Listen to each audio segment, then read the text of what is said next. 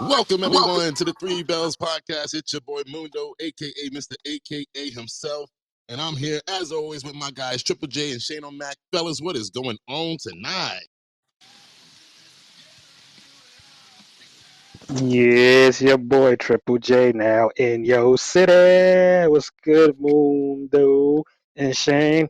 Oh, what a great night we had tonight. And I just want to say salute to both of you. And I missed y'all this past weekend. Let's get it. What's going on, everybody? It's me, your homie Shane O'Mac, coming at you from the East New York section of the Three Bells Podcast table.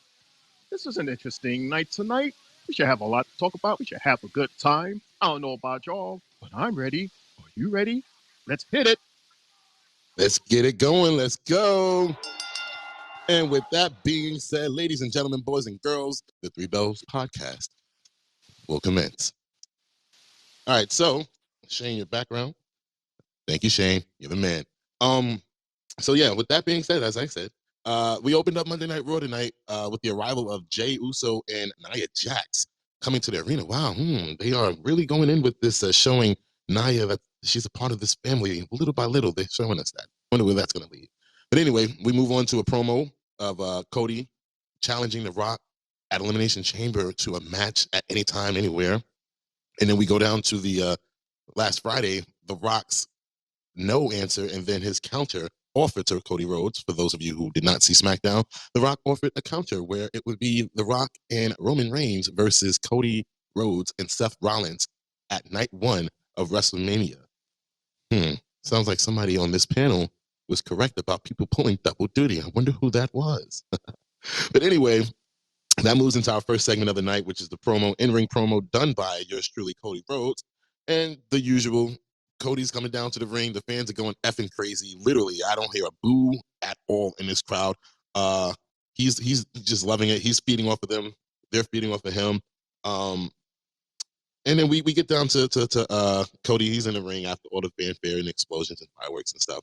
And he mentions that, The Rock in the bloodline and all this other stuff. But when he specifically said The Rock and they panned into the audience, I noticed that there was a fan that was holding up an L, like The Rock has famously been doing the last few weeks. So that tickled my fancy. But I'm not going to get too much into this. I would rather hear you guys actually, talk about it and what your thoughts on the whole promo between Cody and whoever else is in it. So I'll open it up with Triple J and then Shane to follow. Tell me what you see here and what was your overall thoughts about the promo. Well, what I got out of it was more or less, like Cody was, still doing his talk and everything. And there was one thing that I caught. I don't know if you guys caught it, but it might not have made sense. He was like, something about, he said something. He was like, The Rock, this thing with The Rock is this things. And, I felt like that was a salute to Sting as well. And then he said he sort of Rock was talking a lot on Twitter, talking a lot on SmackDown, a lot about crackheads and his dog. And, Cody didn't like that. He mentioned his dog. He said, keep my dog's name out your mouth. So, he asks the crowd, do we have any crybabies? The crowd erupts, like, oh my God. And here, he calls for Seth, and here comes Seth looking like, as what McAfee said, a Sharpie. I thought straight up I just saw a tennis ball walking into the ring, and he asks Cody, like, what are you thinking? He told him about understanding, Cody was like, he understands if Seth doesn't want to fight, then have his back, he'll understand that.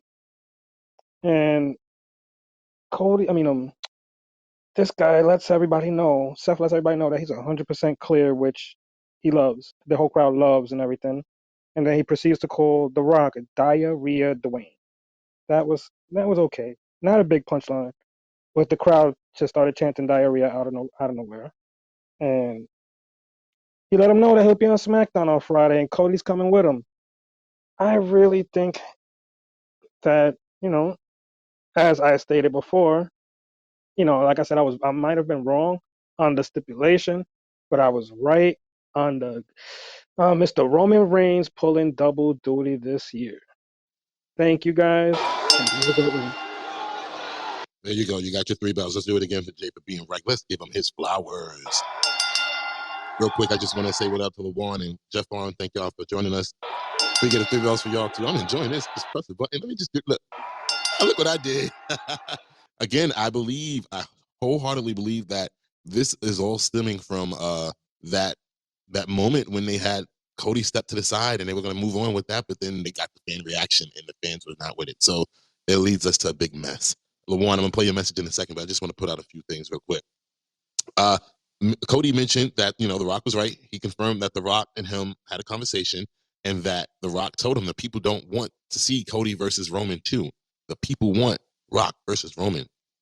And when he said that, they were panning into the crowd again, and I seen a lot of audience members with signs saying, "I'm a proud member of the Cody Crybabies," and "I'm a Cody Crybaby." I was just like, wow, these people are proud of that. So it's cool. I mean, they gave him more fans with this whole situation. But yeah, I'm gonna play LeJuan's message real quick. Instead of that Dookie reference for The Rock, it should have been Roman's bitch. I think that would have been a better pop. What up, though, fellas? Mundo, Triple J, Shane O'Mac. What's good? Happy Monday. Happy Monday. Yes, it's everybody's favorite day of the week, Monday. But LeJuan, funny enough, bro, that was actually what I thought he was gonna say. I thought he was gonna call him Roman's bitch, especially after we saw him acknowledge Roman Reigns, and then he lets him finish the "if you smell what the bloodline is." I'm like, what the hell? So I honestly thought the same thing. So yeah, I have a special segment of "Did you know?" I'm liking this pressing button stuff, but yeah, Shane, LeJuan, Triple J, did you know that Cody Rhodes is currently his current all-time record against Seth Rollins is 22-0. Has never lost to Seth Rollins. So that's including house shows, Raws, SmackDowns, pay-per-views, everything. 22-0. Did you know that, Shane? Did you know that, Jay? Did you know that, LeJuan? Am I Did still you know? buzzing? Nope, you sound much better. Much, much better. Clean, clean, clean, clean. Love it. But did you know that, Oh, Shane? why? So good. It's good to know that I don't have a buzz. However, no, I did not know that. That is a very interesting record. That's something that's worth bragging about. That's something worth bragging about. There you go. Yowie wowie, that's crazy. What?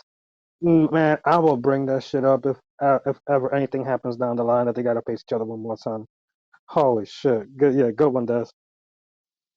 Thank you very much, fellas. And we will return back to the segment of Did You Know? In a little while. LeJuan, bro, you know me. I'm not really if you're feeling up to it, I'd rather just bring you up to the table with us because this is Raw. I do the special co-host, and I'm not really into the whole messaging and waiting for replies and stuff because we can't move on. So if you want to, I'll bring you up to the table so we can just have direct conversation. That's cool with you? My guy wastes no time. Ladies and gentlemen, please welcome my tag team partner, LeJuan. Shane, I think I'm really getting a good understanding of these buttons. This is pretty cool. LeJuan, what's good, bro? How you feeling? What's going on, gentlemen? What's up? All right. Did you know that stat that I just put out there about Cody and Seth? I did not know about that. That's very All interesting. right. That's very cool. All right. Thank you. See? All right. This segment's gonna keep going until somebody fully says, "Yeah, I knew all of that," and then I'm gonna be like, "Damn, I don't want to do this no more." So, with that being said, which seems to be my catchphrase on the show, we move on from the whole promo with Cody and Seth, and we're gonna go and have a look back at Dom and Gunther's encounter last week, which leads to our third segment in the first match of the night: Dominic Mysterio versus Gunther. Dominic last week stepped up and said that he's going to take on Gunther, and he did exactly that. Um, let's get into it. Let's see what the reactions of you guys, what your thoughts on the match were. We'll start with Shane. We'll go with LeJuan, and we'll end with Triple J. My guy. Oh boy. We're gonna get good old good Des tonight with the buttons and his tag team partner in the house. What's good, Juan? It's good to see you. So we're talking about this match, huh? Big Don versus Gunther, with Pat showing his love to Gunther now, giving him the salute standing on the table. got Big Dom so mad that he actually took his gum out his mouth and threw it at Pat. Ugh, it was so disrespectful, not to mention nasty. It's nasty. You'd be throwing a spit gum at somebody. What's the matter with you? What is the matter with you? Anyway, and that was good that Gunther, he had the match won. But before the 3 count, he lifted his head up. He said, no, no, no, no. I'm not through with you yet, little grasshopper. You want Gunther? You're gonna get Gunther. And he grabs him by the Boston Crab and taps his ass out. I would say, though, I would give Don his credit to actually step to the plate and fight the guy instead of weasel out and try to give it to JD or someone else from the Judgment Day. He stood up and he fought the guy, and he actually was pretty good. So I would applaud him, for doing a good job fighting against Gunther. We know he wasn't going to win, but it was good that he stepped up to the plate like that. Very good.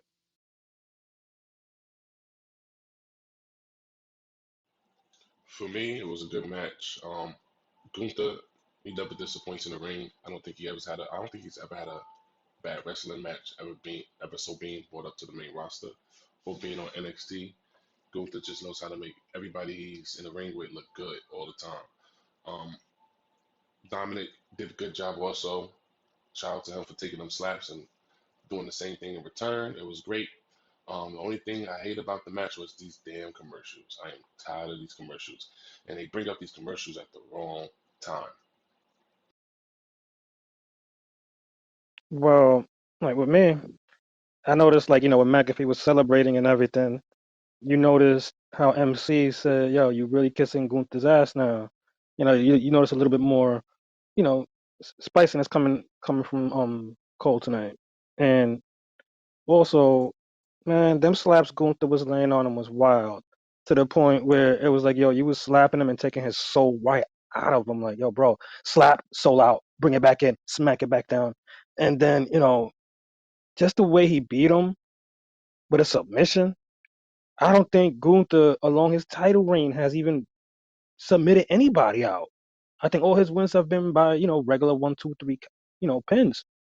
And also, this continues his undefeated streak. The man has not lost since he's been called up to the main roster. Kudos to Gunther for winning yet again and continuing to be the MVP that I had him in 2023.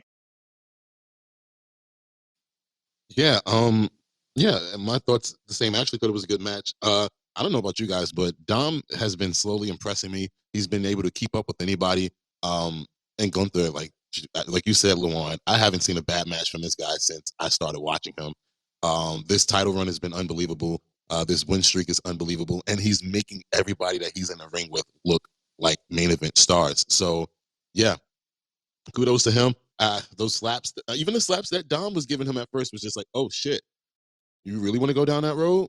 And then when Gunther ripped off that goddamn protector that he had and just was slapping him the hell, I was like, well, you asked for it because you started all that shit. So yeah, but anyway, that last Hey, three, yo, for you and those who are worried about the overall ratings, believe it or not, Gunther is at 90, and surprisingly enough, Big Dom is at 83.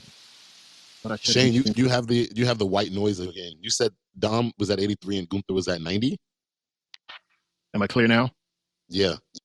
I know exactly why. Yeah, for the overall ratings based on the 2K game, Big Dom is 83 and Wow. Gunther is at 90, which is one of the highest.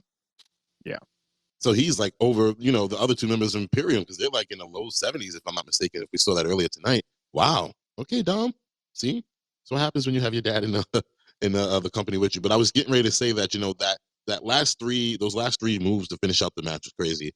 That hard ass double drop kick that he gave him, then the massive power bomb that led to the Boston Crab to the tap out. So yeah, kudos to those guys. Good job tonight. And moving right along, we're going backstage. Ladies and gentlemen, we are now backstage. And as we are watching on the camera, we see Damage Control enter the arena. What the hell are they doing here? It's Damage Control. They're Friday Night SmackDown, right? So our general manager, Adam Pearce, he says to them, what are you doing here? And Dakota responds, these are the women's tag team champions. They can go wherever they want between Raw and SmackDown and NXT. That's how it goes. That's what you do. So then he was like, you know what? You're right. Let me rephrase my question. Why are you here? And she mentions that Shayna and Zoe have been doing a lot of talking and talking smack and talking about how they're gonna get the championship. So it's like, why not come out here and scout our competition? And then when saying that, Shinsuke Nakamura appears into the frame. And then he says, we need to talk to Adam Pearce. And then Damage Control was like, you know what? Got your hands busy here. We're out of here. And they walk off. Adam says to Shinsuke, if this is about the IC title, I know it is. He was like, just meet me in my office. I have a major announcement about the Intercontinental Championship coming up. And then we move on to Andrade. We see that he's going to have his debut match tonight. Like, woohoo, finally, Shane, right? Aren't you happy? No more vignettes, no more Veer moments. It's straight up fighting now. So we go ahead and move to our second match of the night. It is, what is it? Katana Chance and Carter versus Shayna and Zoe. Let's start off with Triple J. What are your reactions to this match? Then we're going to go with LaJuan and finish up with Shane. Honestly, yet again, I'm not too happy with the outcome. You know, I really like Katana Carter and and Chance. I like them both, and the match was all right. The double Spanish Fly was sick. Even a super kick, and then they hit the after party. Man, they deserved to win that match. But then again, you see what happened. Shayna was lurking, and you know they won. Good for them, and possibly they're number one contenders down the line. Let's just hope now that you know the Kabuki Warriors win tomorrow. You never know. There might be an upset lurking tomorrow. So let's see what happens. To be honest, I had stepped away from that match, so I don't know what happened during that match. I was busy doing something at the time, so I missed that. I missed that match. But anybody else can elaborate on the match a little bit more? I appreciate it. Well, it was good to see Shayna and Starks, aka Evil Gina for Martin. Even though you had Damage Control, they were literally sitting at the announce table blocking Pat from seeing. He couldn't even see anything. He was just looking at back and asses of Damage Control. Lucky Pat. Anyway, the thing with Shayna and Starks, these are two strong, powerful as women. And them two working together with all of that power and the way that they mesh, they are they could be like the most powerful women's tag team in the entire roster. We just got to give them a chance for them to fully shine. Like just let them loose. Don't give them no restrictions. Just let them do their thing and let them like fully show what it is that they're capable of doing singly and more importantly together as that tag team so that you can get your hands on those titles. All in all, it was a good match because, Carter and Chance, not for nothing, they are an amazing tag team also. The way they mesh and the way they complement each other, like some of their moves is amazing. So you have these amazing moves from CNC Music Factory, and then you have the power from Shayna and Evil Gina. I thought that this was a really, really good match. And it was good to finally see Shayna and Gina win. It was real good. And then here comes, of course, Damage Control. And for some reason, Dakota is like the spokeswoman now, and she's talking on the mic, and we're like, I don't know about everybody else, but me, I was like, okay, if there was any time for me to use the bathroom, it would be right this second. And for me to come back just as she says her last line. She is, in my opinion, the most go to the bathroom individual on the roster. That is, I don't know. Between that or maybe the fact that in my head, she is this really, really messed up person, which is why I have these feelings for her. I don't want to hear from you. Nobody cares about you, you freaking traitor. Nobody can't trust you. Any trusty words that comes out of your goddamn mouth. And why is even Damage Control even dealing with you? How do they know that they can trust you? What's to stop you from betraying them in order for you to advance? Damage Control, I would say this with the tiny bit of care that I have for y'all. I'm talking about a string for my beard. Watch your back from her. Because if she can betray Baby, single person that got you all together, what's to stop her from betraying you guys so that she can get what she wants? It's just a thought. Des?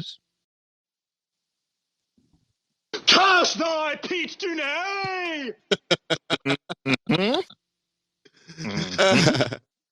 No, but Shane, I feel you. I was gonna say that, but you answered your own question. Yeah, you're still feeling how I felt, Pat felt, Michael Cole felt. about what we saw on Friday. And saying all that to say this, it's time for us to move into the WWE rumors, reactions, and hot takes. See, that's not recorded. I mean, yeah, no button for that. I did that live. But anyway, I have something that I want to get your reaction to. Something that I kind of sent to you guys over the weekend, but it got more came out of it. So on Twitter, Jade Cargill shared a video of her segment with Damage Control, and she typed, "Look at these kids. They need to get their ass beat for what they did tonight," meaning on Friday. "It wasn't right. ... Right? Question mark. Somehow, like someone like that, meaning Io, shouldn't hold a belt." And then she had that slick, sly, smiling face emoji. So Io retweeted this and wrote, number one, stop poking your nose into our affairs. Two, pointing fingers is disrespectful. And three, go away. So what's your reaction to this little situation right here? Because Shane, you were going off on Friday about make it make sense and why is she here and all that. So I'll save you for last. LaJuan, what's your thoughts on that? Then Jay and then Shane. Well, I had no idea that this has happened or they was even having this conversation. I need to start downloading Twitter/X to see more of this hot topics and hot action that's going on between these stars. But I'm in for it. I'm down for the match for it to be at WrestleMania. I rather after WrestleMania if she's able to keep the title or not. You know, I don't want her involved in that match whatsoever because this is a damage control thing, and just put her right in it at the last moment when we're like 33 days from WrestleMania wouldn't work for me on my behalf. So if anything, if they plan on to let Io Sky keep the championship, I would do that at the Mania. Wow. See, I didn't know all of that happened. I just seen the original post that was made by Jade, but now to hear that Io responded, wow, all that tells me, is that Io was like, you know what? He's like, bitch, come on my show and talk that shit. I'll be ready for you, you know. And with Jade, it just makes me open my eyes and thinking, is she gonna be the one to help Bailey actually win at Mania and then challenge Bailey because that's a bigger match for her down the line. Everybody will probably pay down the line to see Bailey versus Jade. I agree. You know, It's a not for better match. nothing. I'm sorry. Go ahead, Lawan. You was going to say something?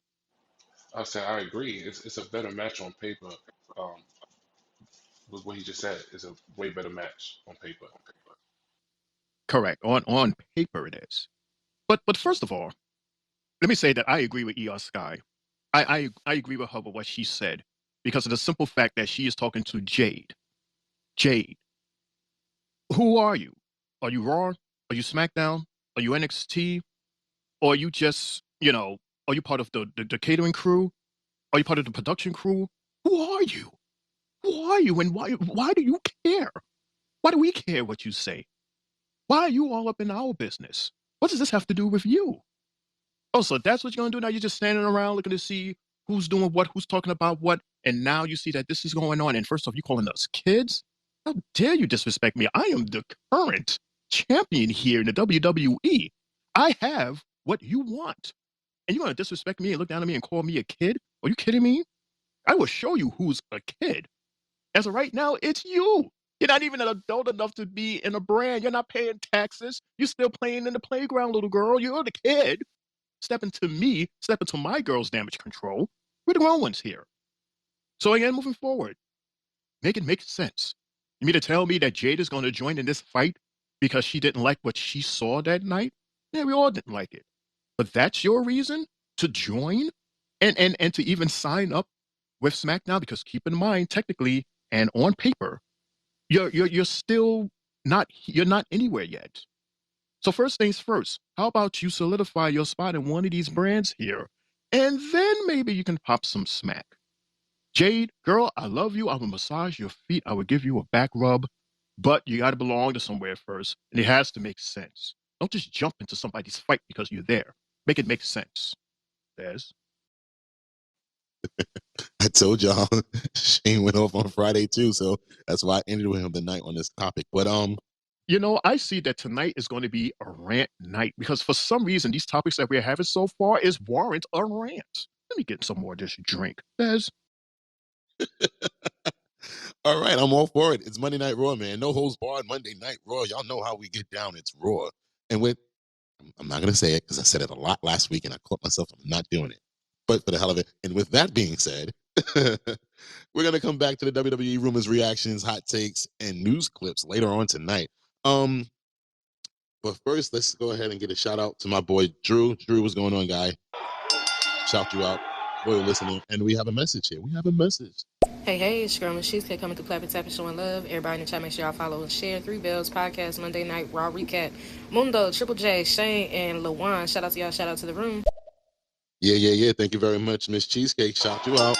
We appreciate the love and the sharing. And everybody, go ahead, share the show. Tell a friend and tell a friend and tell a friend. Let's get more people in here, more wrestling heads, more people new to wrestling. So let's get everybody onto this. Because you know what? Like The Rock said, it's been a while, but wrestling's cool again. So, yeah. All right, moving right along. We're going to go backstage. We're going to go backstage, and we're with the Judgment Day in the trainer's room after Dom got his ass handed to him by Gunther. And the first thing we hear is from Rhea Ripley, who sounds so sad and just concerned. She said, what did you think was going to happen? Like, why would you go after him, Dom? And then Damian and Finn were like, you know what? We're going to make things right with Imperium. And they give each other a pound and a fist. And then Damian says, JD, you're going to make things right with Gunther. I started laughing like, wait, hold on. I was not expecting that. You're gonna really JD's gonna make things right with Gunther. Okay. Anyway, Andrade appears out of nowhere, and he's just showing his head and saying, "I see you soon, Dom." Again, I don't know what the hell that means. I thought he was gonna be his first opponent tonight, but clearly I was wrong. But Dom says to Damian and to the rest of the fellas and lady, we need to keep an eye on Andrade. He may be useful. So anybody have any thoughts on that? Let's go with Jay. Jay, it's for you. What's your thoughts on that promo right there?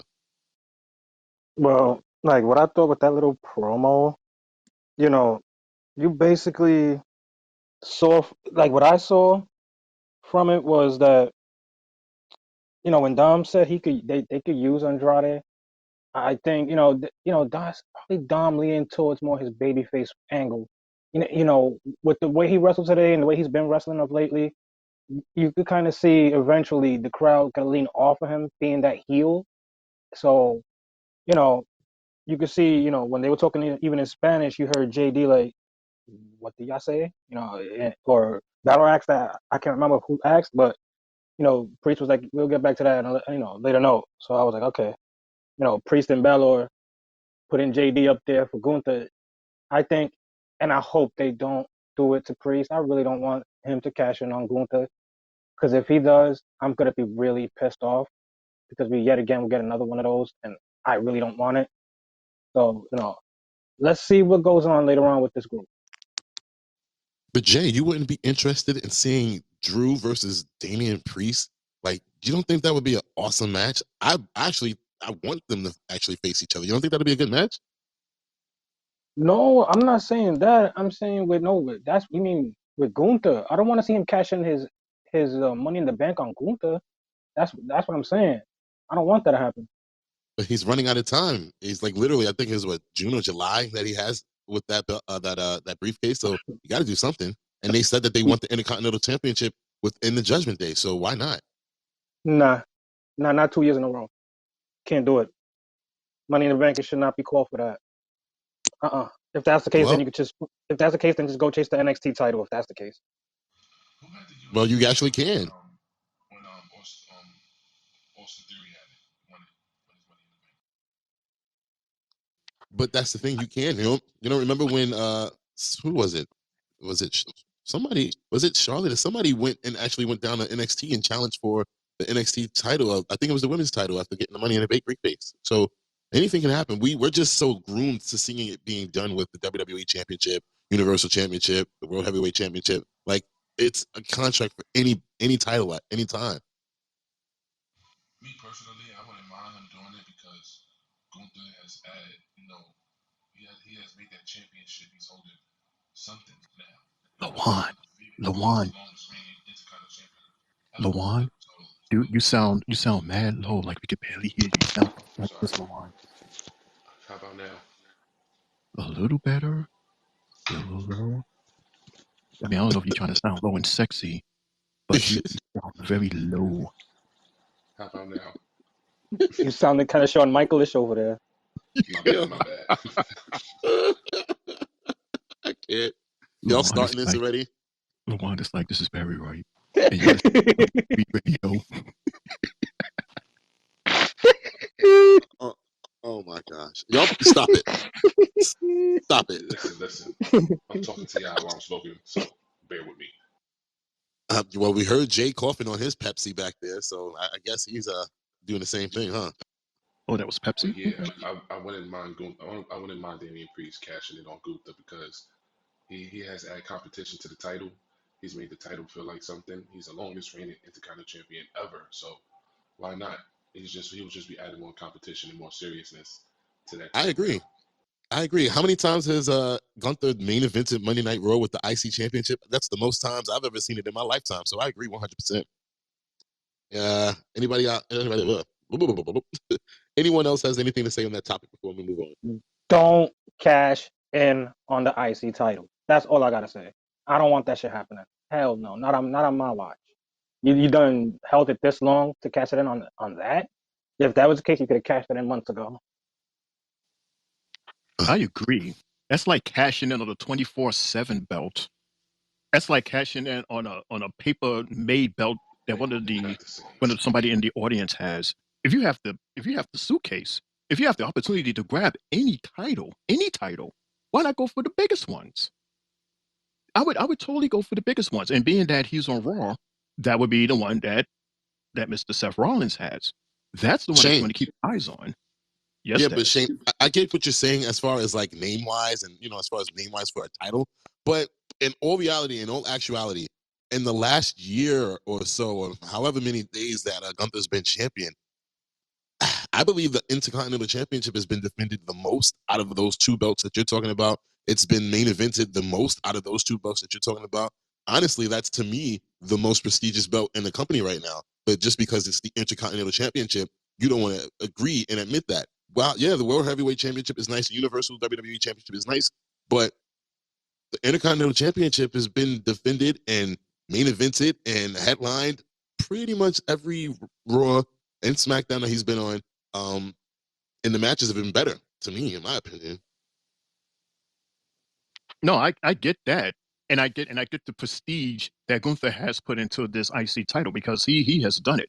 He has put like huge prestige on this IC title. But even looking at this coming up next week, gauntlet match, we got 6 guys that's going after this match. So it's not possible for let's say Dom or JD to go for the match. We'll go for that title. Done. I mean, thus next week when JD is part of this gauntlet. But what are the chances of one of them going for Seth Rollins' title? That's not as as easy acceptable as the IC title. They could just simply go to Homeboy, the manager, and go, I want an IC title match. You'll have a better chance of getting an IC title match than a match versus Seth. Because then with Seth, they just say you got to wait on a long line, and then of course it has to make sense. So that's the only reason why I'm saying it that way, because I can see him cashing in and going for that title, and meanwhile JD or Big Dom is going for the IC title. But I see what you're saying though. But I was just thinking like that way because I'm sure that their main goal, JD, is to once again have everyone have the gold. That's what I'm just saying, Daz. You know what's crazy about the whole thing though? What I see when they were saying that Judgment Day needs to have that title, and I'm gonna say this and I'm gonna say it now. Ain't no member of that group is gonna win it as far as the males. Why? Because mommy's gonna get fed up and do a man's job and take the IC title. Mark my word. So, you're going full on China with Rhea Ripley, huh, Jay? Yes, she is the leader of the group, as she's got the title. Even though I would say that Priest is trying to be, the alpha one in the group as well with her to try to be the leader. But she is the leader, and if all the men can't do the job, she's gonna be the one to finish it. Well, speaking of Rhea Oh, Ripley, wait. go ahead, Shane. No way. You're telling me out of all of these gentlemen that has had the chance to fight this guy and lost, telling me that this one woman is going to come in and beat him? Is that what you're telling me, Jay? Is that what you're telling the Three Bells podcast table and audience and to the Yes, universe? I Well, am. Yes, yes, yes. you're saying that Rhea Ripley, our current women's champion, can actually beat the Intercontinental Champion, undefeated Gunther. Hey, if the men can't do it, why can't she? You know, the last woman to actually have that belt was China. So if she's our modern day China, then you know, let's rewrite some history. To be continued. Des? All right, thanks for the period, guys. Right, like, come on. That was a whole promo that y'all just discussed for like 10 minutes, by the way. That wasn't even a match. So moving forward, speaking of Rhea Ripley, we have a promo right after this situation or segment that giving us a story with behind Becky versus Nia, which is our next matchup. Becky Lynch versus Nia Jax. You know, this is to end all their feud and end it once and for all, so Becky can concentrate and get to WrestleMania and face Rhea Ripley. So, LeBron, I'm gonna let you start off. What were your thoughts on the match? We'll go with Shane, and then we'll finish out with Nia's Bull thing, Triple J. The match was good. Nia Jax dominated like she usually does. Have to say that for Triple J because I know he love her. And then it got interrupted, you know. So the more and more I see these ladies fighting, it's starting to look like a fatal four way in my opinion. And that's the case, you know. Then it's like you put Liv Morgan in the chamber for no reason if she's able to get a spot at WrestleMania facing them. Because like I said, the more and more I see this storyline, the more and more it starts to look like a fatal four way. I hope not, because that's not fair. You was part of the chamber match and you lost. So now I don't know where you're gonna call this thing that you're doing a revenge tour. It's not fair because what's to stop all the other girls from doing the same thing? You're telling me that you're just going to keep on interrupting matches and spitting fire on a microphone, and that's just going to change the whole entire match that was in fairness set up based on the winner of this entire PLE. An entire PLE is it's not like just like a match by itself. You had these people, they traveled all the way to the end, to the other side of the freaking globe to go for this opportunity to go for this title. And now here you come, Miss I lost. And now you want to come out of nowhere and you want to attack Nia at just as she's about to win. And you want to spit fire talking about, it's not just about you, Becky. But guess what? It's not just about you either, Liv. It is about her because she has the picture on the poster for Mania. She's in a title match. You are not. So of course it is about her. She's selling tickets. She's filling seats. And there is a 50% chance that she could be our next women's champion. However, you got this hurricane, this tornado, this storm titled Nia Jax. Oh boy. Becky, you think you're going to hit Mania? Not if I can help it. It seems to me that Nia is doing everything possible to make sure that her ass does not get to Mania. So we have this fight tonight. Awesome, awesome fight. Although there was something that happened that had me chuckle. I don't know how it happened, but for some reason, Nia got hit and she fake stumbled and rolled out of the ring. I don't know if anyone else saw that, but I thought that was weird. Yeah, Lawan, is that you laughing? Because you saw that? I saw that shit, man. She stumbled all the way out the ring. I was like, and there was a couple of people that actually did that got called out for, because it just looked like weird. Instead of her just like landing on the ring and then rolling out so that she could reset herself. Right, Des? Like that would have been like a smarter and more realistic move than what she did. I just thought that was weird. Because they fucked up. They fucked up. That's why. That's what that was? Show. Okay. Yeah, they fucked up. Yeah, but she redeemed herself. by doing that big leg drop from the second rope. That was cool to see. Like all in all, it was a cool match. And for like an extra cookie, I like how she grabbed the hat from the man's head and beat him upside the head with it. That was very cool to watch. Although, yeah, we know that he was a plant because there's no way you're gonna do that to like a real fan, right? He had to have been a plant in order for that to happen. But all in all, I like the match. I like the whole thing about this match. It was pretty cool. Another thing, I don't have a problem with them adding Nia Jax. If they do make it, if they do decide to add somebody, I would say Nia Jax because she does have a storyline between both of those ladies. And she needs a WrestleMania moment. So I agree with that. Jay? Oh yeah, yeah. What I'm gonna say on this match is that my girl was doing her thing. She was kicking ass. She had her, she had her yearly, or can we say her monthly, shocked in a full moment during the match. But also, that stink face, Jesus Christ, she did it again.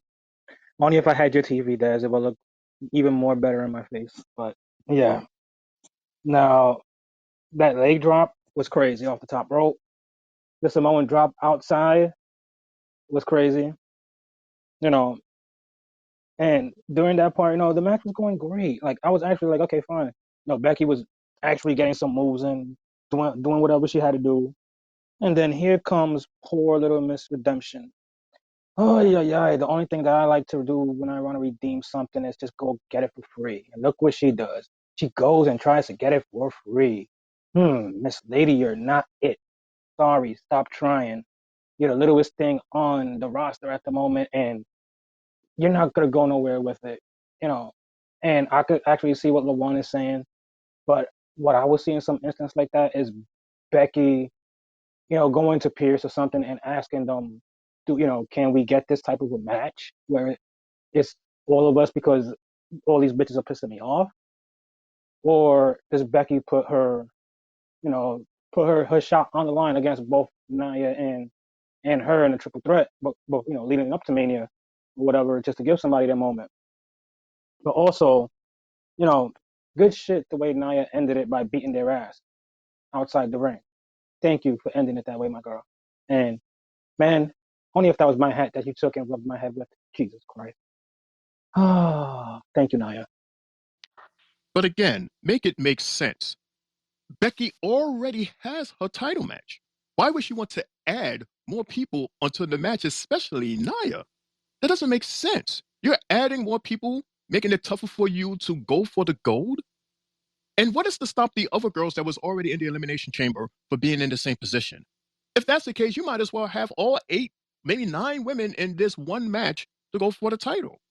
They have the same reasons just as Nia. They need their WrestleMania moment. They worked hard to get that moment. So how come they can't get that same shot? Like I said, make it make sense. Don't just throw it in there because we feel that it's her time, it's her season. Because if that was the case, then how come she wasn't in the Elimination Chamber and then won the Elimination Chamber so that she would have had that spot and it would have been Nia versus Rhea? But now because, you going after you in this revenge tour and you want to cry and bitch and complain, so now we're going to make it a 3-way. And now here comes Nia. She's banging on Becky's ass every week and Becky is sick and tired. So you're going to add her. Now you got 4 people? Again, what is to stop the other 6 girls for doing the same thing? You're not going to earn it. You're just going to bitch and complain and interfere, and that's your way of getting your shot at the title. If you're going to make it make sense, makes sense. Des. Alrighty then. Me personally, I'm over the whole, defending the women's championship in a match with 4, 5, 6, 7, 8 people or whatever like that. I'm over it. Like, we don't need to see any more of that. I mean, I would be fine if it was a triple threat match between Nia, Rhea, and Becky. That's cool because they have stories that intertwine with each other. So that's fine. And like I said, Nia deserves her WrestleMania moment. And it would make her the second run that she has meaningful. She's been kicking everybody's ass since she came back. So make it make sense, like Shane said. Give her that match, let her win. And then let's see who really is the most dominant women's champion in Raw history. So moving right along, we have 4 straight promos on Monday Night Raw. I feel like this is NXT. But we're going backstage to Adam Pearce's office, and he's back there, and guess who he's talking to? My guy, your guy, everybody's guy, Ricochet. we haven't seen you in forever and a day, man. So, he's back there talking to Pierce about his future and, how he's been basically a company guy and doing everything that they've been telling him to do and not complaining, keeping his head down. And he's like, you know what? And a closed mouth don't get fed. So I'm over it. What's going on? I want to be in any kind of championship match at WrestleMania. I want my time. And Adam's like, yeah, being the last man to hold the title before Gunther and all that, you got a lot of stock within me and stuff. So he was like, just hold it tight. I got a major announcement getting ready to come up. You're gonna be happy with it. Gunther's gonna be happy with it. So just hold on tight. So then Ricochet walks off, and then here we come with Judgment Day once again. Damian Priest is like, yeah, we want to get JD in there and do something with Gunther or whatever like that. I didn't write it down word for word. But then, Pierce was like, well, then you need to pitch your idea to me because I'm getting ready to make an announcement. And I don't know if I was the only one that caught this, but in the middle of JD, maybe he went too slow with his lines or he went overboard with his lines. They just got right to commercial while he was in the middle of talking. So I was just like, I don't think that was supposed to happen. Was I the only one that saw that? Open-ended No, I question. saw that. No, I thought it was funny as hell. And that was definitely proof to me that he ain't touching that title. The only thing you touching is this goddamn commercial. If you're worth that. Luan, I saw that you unmuted yourself. What were you going to say? repeat the question. I stepped away real quick. No, I had said, was I the only one that seen, JD was getting ready to sit, he was making Oh his yeah, pitch at to the Adam end, Pierce, man, I was and, like, it and was it like just, he was about to say something, and it just it fade to just went on black. commercial. I was, just, I was like, He keep playing okay. JD, man. That was hilarious. But now we're still backstage and we come back from commercial. And now we see Liv Morgan coming back from the ring. And then you hear clapping in the background and it's Becky Lynch. She's pissed off. They start arguing again. I didn't write down everything that was said, but they basically ended it like this. Look, if you have all this to do and say, then let's make a match for next week. You versus me next week, and we're gonna handle our business. Liv was like, I'm with it. Let's go. And so then Liv walks off. Becky's still standing there, hot, fuming, fire coming out of her breath, steam from her head, and then here comes mommy, just walking on by and waltzing on by, and she looks at Becky and she just starts laughing, that evil, sexy laugh of hers. And then we move on to the next promo, which is Drew versus Jay, their little backstory. And then after we get to that, we go ringside, and Michael Cole's like, yeah, let's take it to the general manager Adam Pierce, and then he announces 6 competitors: Sami Zayn, Shinsuke Nakamura, Ricochet, Bronson Reed, JD, and Chad Gable will be in a 6-man gauntlet match to be the #1 contender for the IC Championship at WrestleMania. Whew, not what I was expecting, because that means somebody's gonna win. I don't know who's gonna be the last man standing, but I thought it was gonna be like a battle royal or something. But okay, this is gonna be interesting to see. Let's go with one person. I'll go with LeBron. What are your thoughts on this 6-man gauntlet #1 contender match that we're gonna get next week for the IC title? It just looks like a whole bunch of people that Gunther beat already, except for Sami Zayn, who I think is going to pull out and win the match because he's the only person left that Gunther has to face for that title. So I'm picking Sami Zayn to win that competition. Like I said, a whole bunch of people that Gunther has beat is getting another opportunity. All right, respect. Well, we'll see. We'll have to wait and see. But I think Sami Zayn has, I think, the most compelling story out of everybody moving forward for that match. Also, I would like to see if Sami Zayn does lose, this may affect Chad Gable a lot. So I'm hopefully he'll start turning heel. This way he could be taken a little bit more serious now. So you want him to turn heel again after the whole. I want him to turn heel, but I want him to have a different character gimmick, a whole So complete different gimmick. so you don't think that'll just completely lose the Alpha Academy if he does that? Completely get rid of Alpha Academy because they're not doing nothing. They're not Uh, winning no belts. They're not main you don't. eventing nothing. They're good mid card, but that's about it. But I If Chad mean, Gable wants to excel, he needs to turn heel and he needs a different gimmick from the Alpha Academy. but they're not winning belts because there's only the belts are hijacked right now, and that's the problem with most of the tag teams on both shows. So I don't know, man. That's pretty dangerous. He just got this crowd following behind him a few months ago. This is still fresh, still new. He still has the crowd, even if he turns even if he turns heel, he already has the crowd because his performance in the ring. So his performance in the ring is already what's going to get the crowd hype already because what he could do. So I think a heel change, seeing something different with a new gimmick and still able to perform, is going to be different, and I think the crowd would like that. Jay, what are your thoughts on what he's saying? Do you agree with him? I think it's too early for that. Shane, you can Um, follow up. if they got him going in a Kurt Angle type way, well, in order for him to get to the top, Kurt Angle was like that in the beginning. He was well liked and everything, and he noticed that being well liked got Kurt Angle nowhere.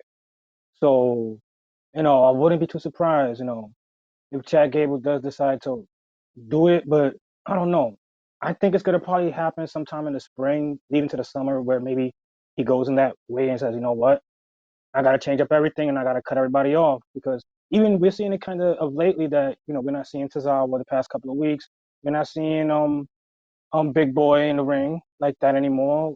We just seen Maxine tonight in the back. None of the crew is really fighting, so there's no momentum for them at all.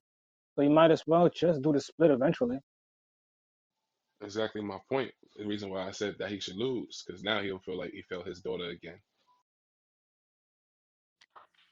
I mean, me personally, I'm not a fan of that story because of the simple fact it's not like the daughter was, they was all, home watching it on TV. This man invited his family to the side of the ring. You did that. You had your daughter sit there and watch you fight this man, which you knew was like probably the most toughest opponent that you've ever had in your career. And you knew that there was a chance that you was going to lose. And you knew that there was a chance that he was going to talk smack because that's what he does to everybody that he beats. He talks smack because he beat at you. You deserve that smack. What do you want him to do? To not say nothing? To not remind you as how much of a loser you are? You are a loser. If you would have won, you would have been the champion. He would have congratulated you and moved forward. But you lost. And more than once. And it was fair and square. You did not meet up to what you had to do in order to obtain the title, in order to obtain that win. And you did this in front of your daughter, who you brought right there next to that ring. So now this same excuse that you so-called was going to use in order to celebrate with your family, you lost with your family. Now you're going to use that same excuse for you to automatically just up and get this title match. And now this is the reason why you want to turn here. You want to be evil now. So you want to be evil now in front of your daughter. So now you're going to do all of this evil stuff in front of your daughter? Again, make it make sense to me. Des? All right. And moving right along. And with that being said, we're going back to our segment called Did You Know? Yeah, I did it again. What's this segment called? Did you know? I'm having too much fun with these buttons tonight, man. This is hilarious. But yeah, we're back in the segment called Did You Know? And I got a good one for you, fellas. Did you know Stone Cold Steve Austin, as of this past Sunday, is still the number one T-shirt seller in WWE? Did you know that, Lawan? Did you know that, Shane? Did you know that, Triple J? Did you know? I wouldn't be surprised. He's one of the greatest of all time. So I didn't know that, but I wouldn't be surprised. Shout out to Austin 316. Yeah, of course I'm not surprised at that. That's like an iconic. That's iconic. You see that 316, a real WWE fan would know exactly what those numbers are. Those numbers will never die. Ever. As long as there's a WWE and as long as there's merch, you're always going to find and see someone with a 316 shirt. Always. And the way I'm gonna put it is, I'm not surprised because bro, this shirt's been on WWE.com for God knows how long. And then probably, 20, 30 years ago, it was still online selling and even in the store, just anywhere. Like you would say, besides like maybe The Rock or Cena, Stone Cold has to be has to be number one selling merch wise. You know, kudos to him for still being up there at his age. 316 forever, bro. All day, every day. Well, the question, the segment is called Did You Know? Not Are You Surprised? So, so I'm gonna take that as 3 no's. You guys did not know that, but you aren't surprised with that information. So that's cool. So I have more to add to it. Okay. Here is the current top 10 merch sellers as far as t-shirts only right now. Number 1, as I already told you guys, was Stone Cold Steve Austin. Number 2 is CM Punk. Number 3, Jey Uso. Number 4, Roman Reigns. Number 5, The Rock. Number 6, Cody Rhodes. Number 7, Seth freaking Rollins. Number 8, Randy Orton. Number 9, surprised me, Jimmy Uso. And number 10, Drew McIntyre. So those are the current top 10 merch sellers as far as t-shirts in the WWE right now. Did you know? Did you know that, Shane? Did you know that, Lawan? Did you know that, Jay? Did you know? No, I did not know. But it's good to know. Thanks to you I and the echo realized. chamber. Now, can we get out of this goddamn chamber so that we can get some good air, Des? Did you Ay, know? Dios mío. Guys. Oh my God. Did you know? Did you know? This is worse than Pete Dunne. No, Oh he my should do that. God. Yes, He should do it that is. all the time now. I like that. Did you know? Oh, don't do that, Lawan. Oh, god damn it. Here we go. I'm pushing for did you know every time Yo. it pops up. He is going to keep that finger glued on that button even when he goes to work. He's going to say, next stop, West 4th Street. Did you know? Did you know? No. Going to be on the train like, god damn it, that button. Yo, shit. Oh shit, that was funny. Did you Yeah, know? don't let me be on the F Central. line hearing that shit. Yo, but watch, that shit's gonna get stuck in y'all heads though. Did you know? Next stop on this Manhattan-bound Q train, West 14th Street. Did you know? Did you know? Yo, I can't. Oh man. So but we do have more coming out of that segment later on. So be prepared for Did you know? We'll come back to it later. Ooh, that was funny. Drew is going to get all over you. I'm telling you, the next time Drew sees you, he's going to say, you better not do that echo shit over there in the com, dude. Do not do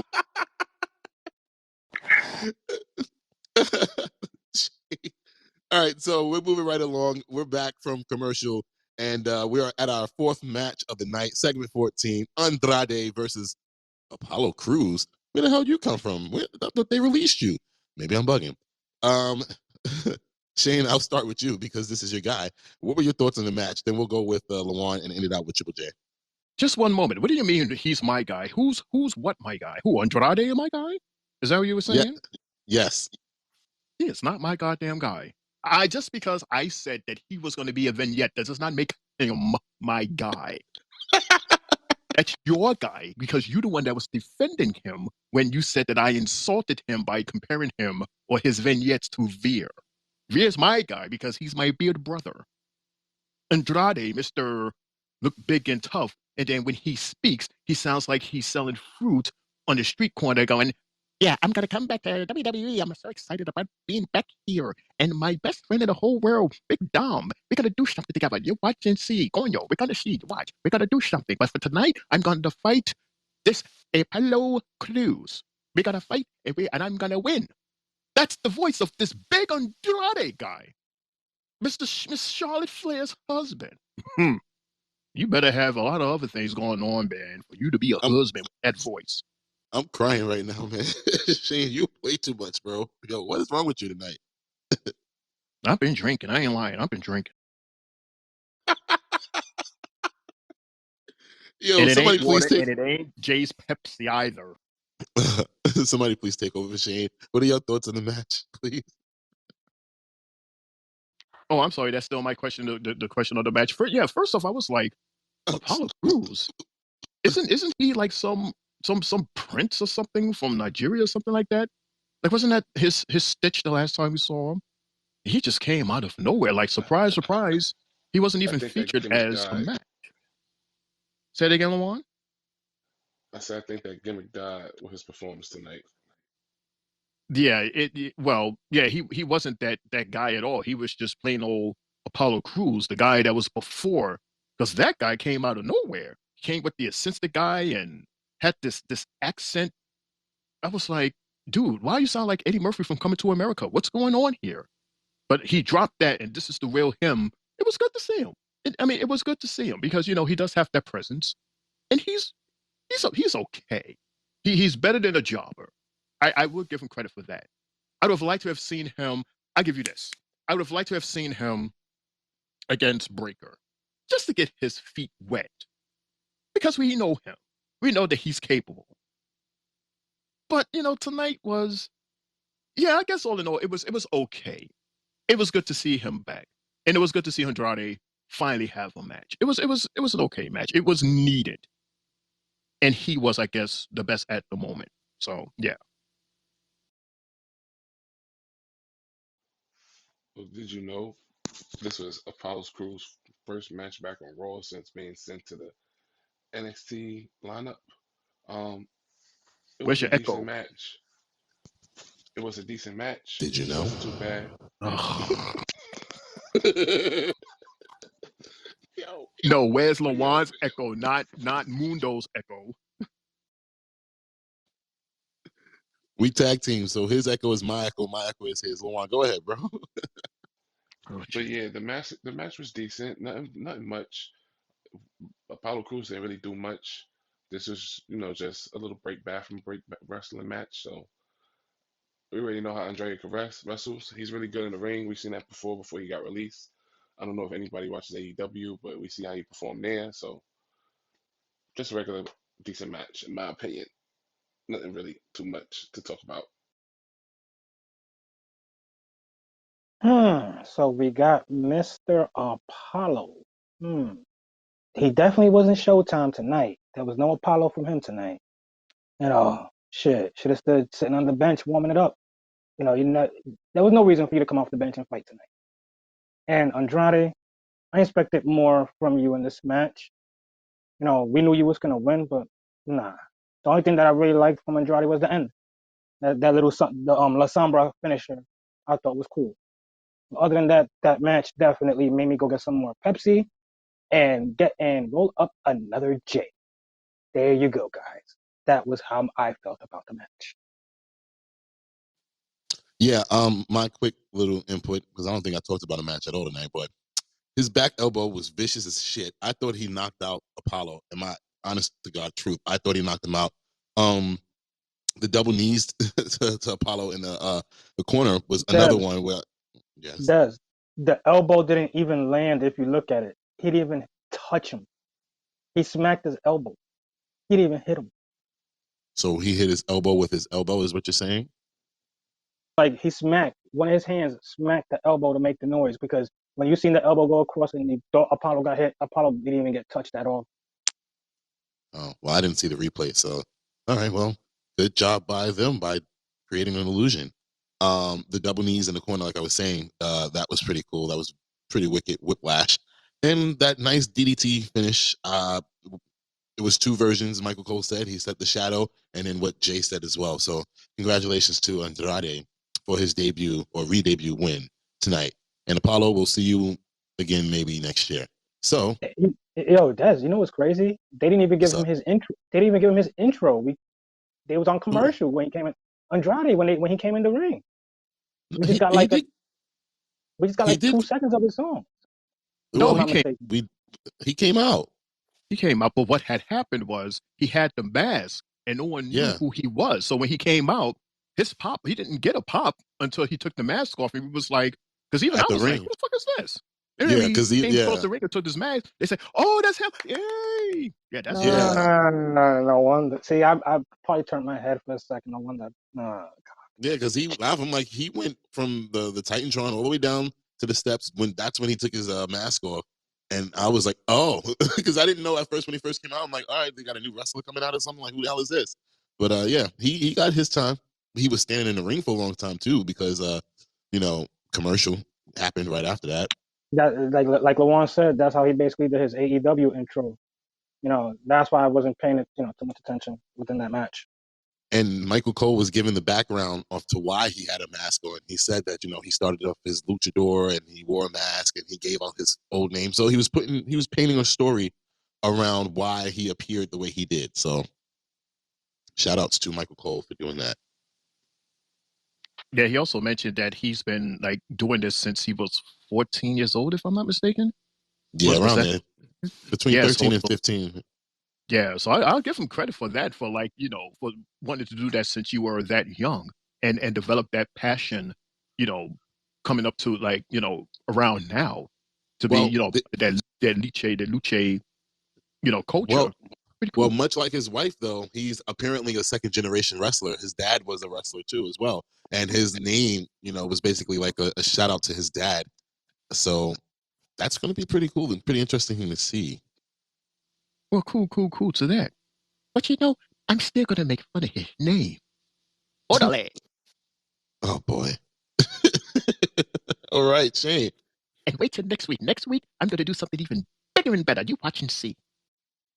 I can't wait for Shane to hear this this episode back. So, moving on to segment 15, we're gonna go backstage. Jackie, are you back there with Sami Zayn? Yes, she is. We got Jackie back there with Sami Zayn speaking on his match tonight. Jackie, yeah. So Sami, with that big win, congratulations on the win. How do you feel tonight? And Sami's like, yeah, this is my path. This is it. This is how I'm gonna get to WrestleMania. I gotta just go through this gauntlet. I'm gonna do what I said I was gonna do, and I'm gonna show that I'm a contender. I'm gonna win the belt from Gunther, and yeah, happy. And here comes Ivar and Valhalla, and she's screaming like a crazy witch or whatever like that. And Ivar's like, I know I can beat Gunther. And then he says to Sami, I know you can't beat Gunther. And then Sami's like, well, I know I can beat you. And he's like, matter of fact, meet me in the ring tonight. And yeah, so that that leads to a match later on tonight. And we go to another promo. I believe I got the names wrong. Jay, what's Candice's partner's name? I forgot her name. Indy Hartwell. What? Indy Hartwell. Oh, I thought you said Bendejo Hartwell. I was about to say, well, damn. Me. That's what it sounded like. We see what you be picking up when you be around Spanish people. No, it really came in my headset saying it's a Bendejo. Like I'm like, wait, all right, my bad for forgetting her name. But yeah, so this segment, gosh, I should have skipped this one. I forgot who was a part of it. I didn't write nothing down. I thought you was gonna skip it myself. No, you can't do that. You got to explain I can't. what happened, Des. I know, because I already started talking about it. Side, and you got to. You're the host. You got to do it. You got to do it. You got to put your personal feelings to the side, and you got to do it, dude. I mean, I've skipped segments with this chick before, but that's the segment with all them ladies in the locker room. Yep. Yeah, you can skip that. We're skipping it. We're gonna skip it. As a matter of fact, let's go. It was useless. It was for nothing. I'm dead. It was a time filler. So we're going back to the WWE rumors, reactions, but takes. Des wants to skip that for a different reason from you, Jay. I see. Because Natty was there. Lawan, yeah, because Natty is in it. That's why I skip it. Lawan wants to skip it because it was a bathroom break, which I agree on that. But Mundo wants to skip it because Natty was in it. He knows that anyway. Why y'all talking to him as if he hasn't been on damn near every show, especially every Monday Night Raw? He knows this already. Come on now. Mm-hmm. And that's reason number one. Reason number two, it was Dog Dookie. See, number two was because it was crap, and number one was because Natty was in it. See, come on, guys. Now, like I was saying before, stop hating on Natty though. Stop it. Natty ain't been around in like 3 weeks. She ain't been around in like 3 weeks, bro. She need to hang it up. This is the first time. This is the first time we've seen her in a minute. So it's good. He said she needs to hang it up. Yes, I agree. I concur.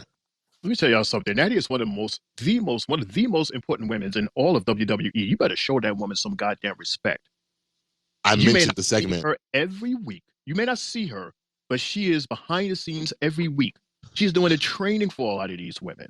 It's because of her that they are able to do what they do in the ring. And then sometimes she'll pop up and say, let me show y'all how to do it. Let me show you how grandma does it. Because she has been there for X amount of time. And it kills me. And Des, you still not explaining why you don't like her. You're saying because she avoided the cuts? That's not a reason. Yes, it is. What are you talking about? Because all in all, she is way more important to the company than the women that were and the individuals that were cut. Obviously. She's training them girls in the locker room, then they need to cut her because that promo back there was something bad. Now, she fucked up her promo. She fucked up on the promo. I'm done. Jay, if you was listening, I'm done. I got vodka. Pass the She's an alumni, you know. You want some Pepsi? I got you. I got you. I'm going to Excuse my me. refrigerator right now for you. Because Excuse me. these guys here, they're nitpicking particular things, which is the reason why they don't like her. But what I'm saying is, as a whole,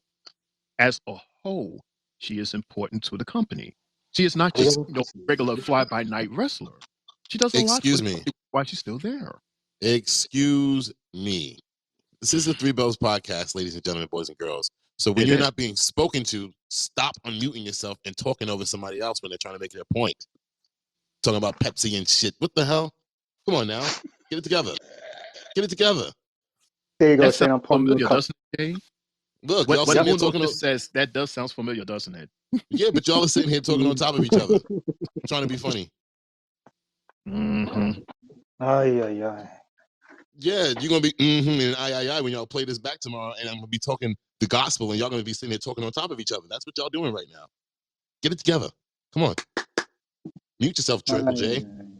Ay, ay, Dios mío, this guy. Did you just clap your hands at us? I definitely did. Yeah, he hit us with an in living color.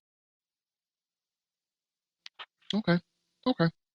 Yes, get it together, guys. Come on now. Usa, back at it. So, as I was saying before, y'all 10-minute rant about nothing. We're back at the WWE Rumors Reactions Hot Takes situation. And I have now I forgot which one I was trying to do. Matter of fact, yeah, I have a hot take for you guys. And it's gonna involve y'all doing some quick thinking, but it should be fun. You have to create a fatal four-way match, and the quality has to be good enough to main event WrestleMania. And this is for women's only. You can't use any of the four horsewomen. You can't use Bianca Belair, Asuka, or Rhea Ripley. Who would be in your match, and how would you book that match? I'll start off with Shane. I'll go with Lawan after, and then we'll finish it with Triple J. Ugh. Mm-hmm. Why would you hit us with that stump like that? All right. Well, I'm all about power. So I'm going to go with Shayna Baszler. I'm going to go with Evil Gina. I'm going to go with Raquel Rodriguez. And just for fun, let's throw in a little Tiffy time in there. Yeah. Yeah, I like that. Those are my picks right there. All right, that's good. That's part one of the question. Now, part two is how would you book the match? Meaning, who would win, and would it make sure? And with that winner being the winner, would it live up to a WrestleMania caliber main event? Well, because you're dealing with three strong women, and then I threw in Tiffy because Tiffy uses her brains more, she uses the environment more, she uses weakness and opportunities more. So I would have her win. I would have her win, and then of course the crowd is going to love it, and that would be, I don't know, like that'll be like a fatal. It would be like a fatal four-way for like a women's intercontinental or women's United States champion title, something Nice, like that. Des? nice, nice. Yeah. How about you, Lamont? Who would be in your match, and how would you book that match? So I'm gonna go with Piper Niven. I'm gonna go with Nia Jack. I'm gonna go with Jay Cargill, and I'm gonna go with Raquel Rodriguez. Um, this is gonna be a fatal four-way for the women's championship match, and I have Raquel Rodriguez winning for the upset. So this is a World Heavyweight Championship match or a WWE Women's Championship match? This is a WWE Women's Championship match. And you got Raquel Raquel. wins. Wow. Raquel wins by turning heel, doing something bad. Ooh. Hmm. So Lawan, who would Jade be signed under? Jay will be signed under SmackDown. Fair enough. Jay, what about you? Oh, I'm gonna go with my girl Naya. I'm gonna go Tiffy. Um, if my I'll go out the park with this one and go Charlotte Flair. And I'm gonna You go can't with use the. her. You didn't say her. Yes, I did. I said you can't use any of the four horsewomen. Oh, fuck. That's Okay, so difficult. I had to think too, bro. I'm gonna put Bailey in that spot then. And Bailey's one of the then four. Bailey's one of the four I horsewomen. Wow, you got. I'm gonna go. Hmm, hmm. I know my fourth one. This third one is kind of. I'm gonna. Mm, If you say Sasha Banks, the show is over. no, Bianca Belair. You can't pick her. Come Good night, everyone. Jay, did you not hear the question? You want the question again? Like, on. Did you know you can't use Bianca Belair or the Four Horsemen did you know? Jesus Christ. Oh.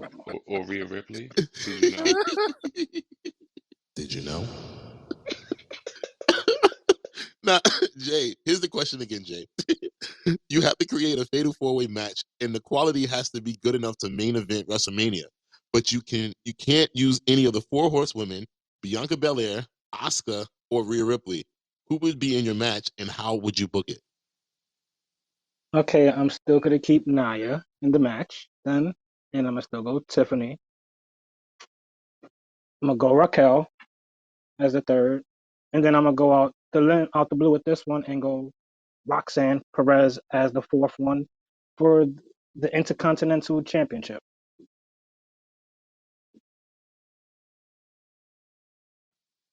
And the second part of the question, Jay? Which is what? How would I book it? Yeah. Well, I would do. I would do a ladder. I would have it as a ladder match, a fatal four-way ladder match, Hmm. And and the winner will be Tiffy time.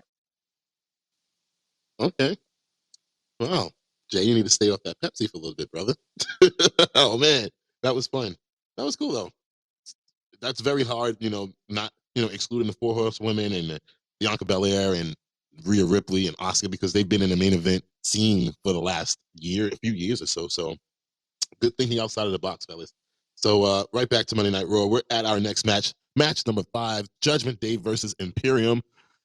And I'm gonna spring a little notes on here. I don't know about y'all, but it was odd for me seeing two heel teams facing each other. That's something that you don't see on a regular.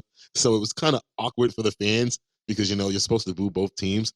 But throughout the match, the fans started cheering and chanting for Finn Balor and Damian Priest, and you know it was getting odd because you're looking at Damian and Finn. They hear the fans, but they can't really pander to the fans because they're bad guys. So it was just like, okay, what do we do? So I found that dynamic to be really cool and weird at the same time. But other than that, what are you guys' thoughts on the match? Shane first, Jay after, and Lawan. You can round us out. Go ahead, Shane. That was the weirdest part of the entire match. The fact that, yeah, we got two bad crews here. And I guess we have to pick one to cheer for and the other one to jeer. So I guess they would cheer for Judgment Day. I guess they're out of those two, they're the more favorite out of Imperium, which really shows you Imperium just how much people hate you. That's a little ouchy moment. It's like, damn, I don't get at least one clap. I mean, damn, I mean, not anybody would at least clap for us. Just ready for Judgment Day. I would be in my feelings if I was Imperium. I'd be like, God damn, I don't know. I mean, all in all, it was a good match though. Very good match.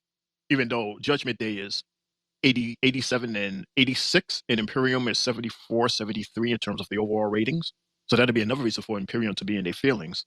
But all in all, it was a good match. They gave a hard pounding match. Congratulations to Judgment Day once again winning. And apparently the fans' favorites. Oh shit! Like what I took from that whole match was the fact that with Balor getting cheered when that first started, all you could think about is like, bro, he has a big following. Fans love Finn, whether he was heel or good. But the majority of his career, he was a good guy. So the crowd's gonna rock with him, and even like those times that we've talked about in which you've seen Finn laughing a lot, the crowd watches that. Even us at home, we watch that, and you know, if there was anybody to cheer, it would have been for them. That's the way I would look at it. And the match delivered. I ain't gonna lie. Vinci and Kaiser were delivering. They were wilding, and once this guy Priest got in the ring, that whole match just went from first page to second page real quick, and Priest was looking so dominant. Like, bro, that was crazy. The other thing I noticed was Imperium botched one move during the match. I can't recall what move they botched. I think it was from the top rope, and they botched and they fell. Also, that's out to heaven. Shit, that's a move that we could continuously hear more and more and more because that man deserves to win the championship, and it's now or never. So July, hurry up, get here, cash in, win, vámonos for Puerto Rico. Let's get it. Overall, good match. I feel like Imperium rating should be a little bit more higher. The 72, 73, 72, I believe, is kind of disrespectful. I would put them maybe the highest at an 82, 82, 83, the highest. The better heel team won today. Judgment Day is a more interesting heel on Monday Night Raw, so of course the crowd cheer for them. Um, I'm proud of Damian Priest. He just keeps the shows improvement in the ring. Um, Again, I'm interested on what he's going to do with the Money in the Bank contract. I hope he makes a wise and smart decision, and I hope he wins something because he deserves it. All right, all right, all right.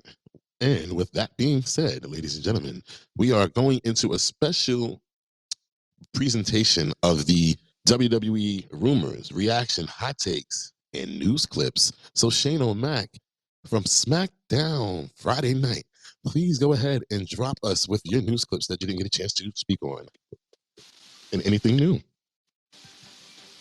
Thank you very much, Des, for that introduction.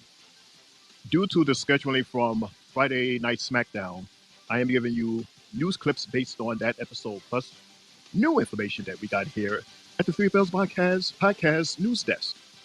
So, as you know, last week we lost a veteran, Michael Jones, aka Virgil. And according to Wikipedia.com, he revealed on April 16th of 2022 that he previously suffered 2 strokes and had been diagnosed with dementia. So then a month later from that, he said that he was diagnosed with stage 2 colon cancer. Then he was diagnosed with 2 additional strokes back in February 23rd of this year. And then he passed away 5 days later from those complications of the strokes and dementia. His services is going to be scheduled for March 16th, and there's a GoFundMe that has been set for his services and family. We here at Three Bells Podcast Table, we like to say congratulations to Sting. Sting has had his final retirement match yesterday at an AEW's PLE. Sting has been doing this game hard body since 1985. That is kissing 40 years. Congratulations to you, Sting, and thank you so much for making wrestling cool all these years. We like to say congratulations to the homie of WWE, Batista. Remember Big Man, Heavy Man Batista? He's a movie star now. He was in this little movie called Dune 1. And then they did part 2 that debuted this Friday. Guess what? As of today, domestically, it has made over $82 million. Worldwide, $182 million. This is a 3-day period. So congratulations to you, Batista, and the entire cast of that movie. I heard it was amazing. And then, of course, breaking news, which was given to us by our homie, our guy, the man that we love at WWE, Triple H. He has announced that the very first member of the Hall of Fame class of 2024 is our favorite, Mr. Paul Heyman. Paul Heyman will be the first inductee into the class of 2024, which leads the question, who's going to induct Paul Heyman? Those are your news clips for this week. Until I get something new, that's it for now. Des, back to you. And thank you very much, Shane, for that. I always wanted to have the news clips on Raw, so thank you for doing that. I appreciate it. That was a very good question because I believe that it has to be someone from the ECW roster. If that can't happen, then my vote would be CM Punk. to induct him into the WWE Hall of Fame. What do you say, Jay, Lawan, and Shane?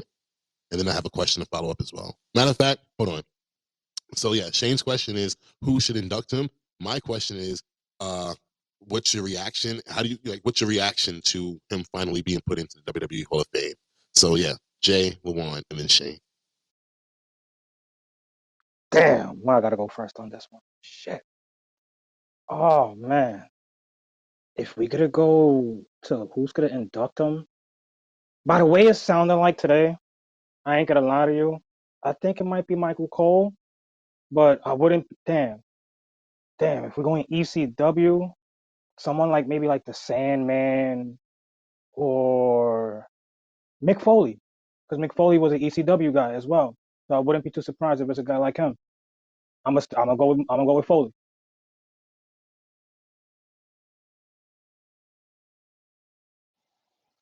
That's a hard choice for me.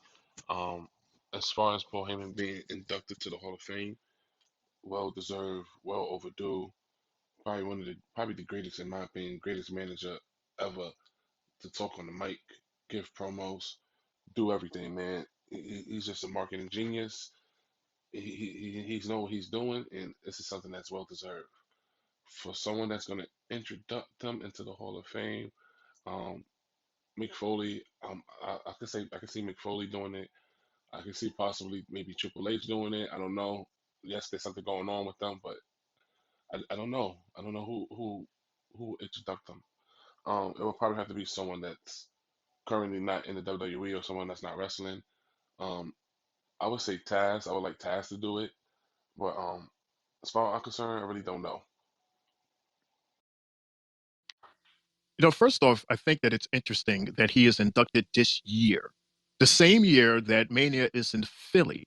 Philly? You mean the birthplace of ECW Philly?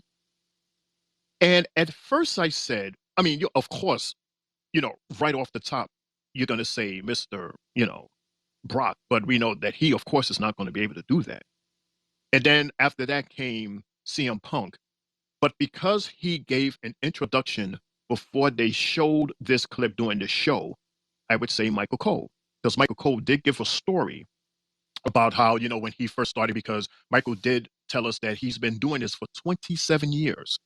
And Paul was right there grilling them, making sure that they got it right, that they got it perfect. And it's because of him that Michael is where he is today.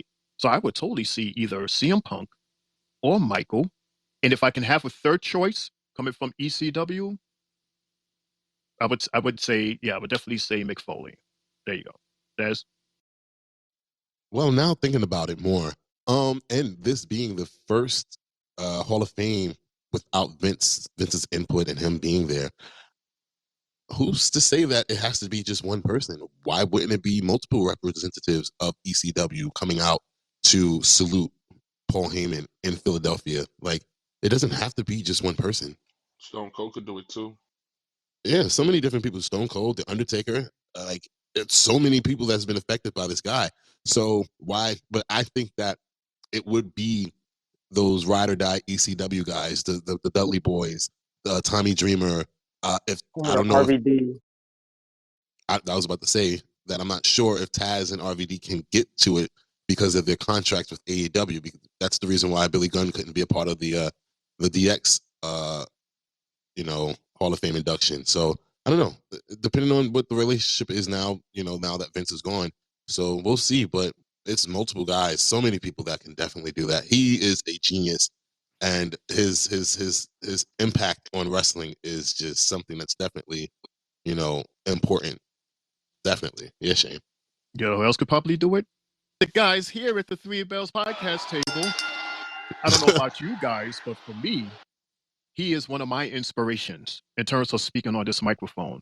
When he does his promos, I listen to those. As a matter of fact, I was just listening to a promo today as soon as it was announced that he would be inducted to the Hall of Fame. And you know which promo they used? The quintessential promo to say that this was the best promo, one of his top promos ever. It was the one where he was with Brock Lesnar after the Mania, where he became the one of 21 and 1. That, ladies and gentlemen, is top tier, one of the best promos that Paul Heyman has ever put out there. Guarantee you watch it, you're going to feel something. And that inspired me to be on this microphone here with you tonight. Des? And I'll never watch it again. I'll just keep it locked away in my memories of a time that I don't want to believe happened. But definitely shout out to Paul Heyman. Very well deserved. Very, very well deserved. All right, so back to Monday Night Raw. After the Paul Heyman announcement was made, we're going to go backstage again, and now we're with Drew McIntyre. And Drew's asked about his opinion, basically, of Seth Rollins just completely ignoring his rant, not his rant, his plead last week of him to just mind his business and just keep his mind on their WrestleMania match. And he eventually called Seth a spotlight junkie. And he was like, Seth didn't listen.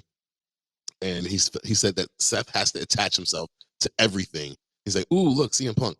Oh, Seth Rollins. Ooh, look, Cody Rhodes. Seth Rollins. Oh, look, it's The Rock. Seth Rollins. And I'm laughing because you know what? Again, Drew is right. He is 100% correct. Like, maybe it's his delivery or the fact that he's a bad guy, but he spits the truth damn near weekly. But because of him being a heel, I guess we don't want to hear it, but it's true. He's not lying. So he's fed up at this point. Now he doesn't give a damn about Seth's health going into WrestleMania, where last week, he wanted him to be 100%, but now he doesn't give a shit. And then he ended out that whole promo with just saying sorry to Jay, because he knows that Jay needs to win that match tonight, but he's like, I don't care, F you. So moving out of that, we're still backstage, and we see Damage Control. They're giggling and everything like that. I guess they're leaving the arena. And then they're stopped by Rhea Ripley. And Rhea says to Io, stay out of my territory. And then Io looks at Rhea and basically like gives her a chuckle or whatever you want to call that. And then they walked off. So real quick, Lawan, what did you think about that quick little interaction with the Women's World Heavyweight Champion and the WWE Champion? They're just sizing each other up. That's all. Basically telling her, don't start no shit, wouldn't be wouldn't start nothing, don't be nothing, guys. Like I said, she's just sizing her up. Nothing really much going on there.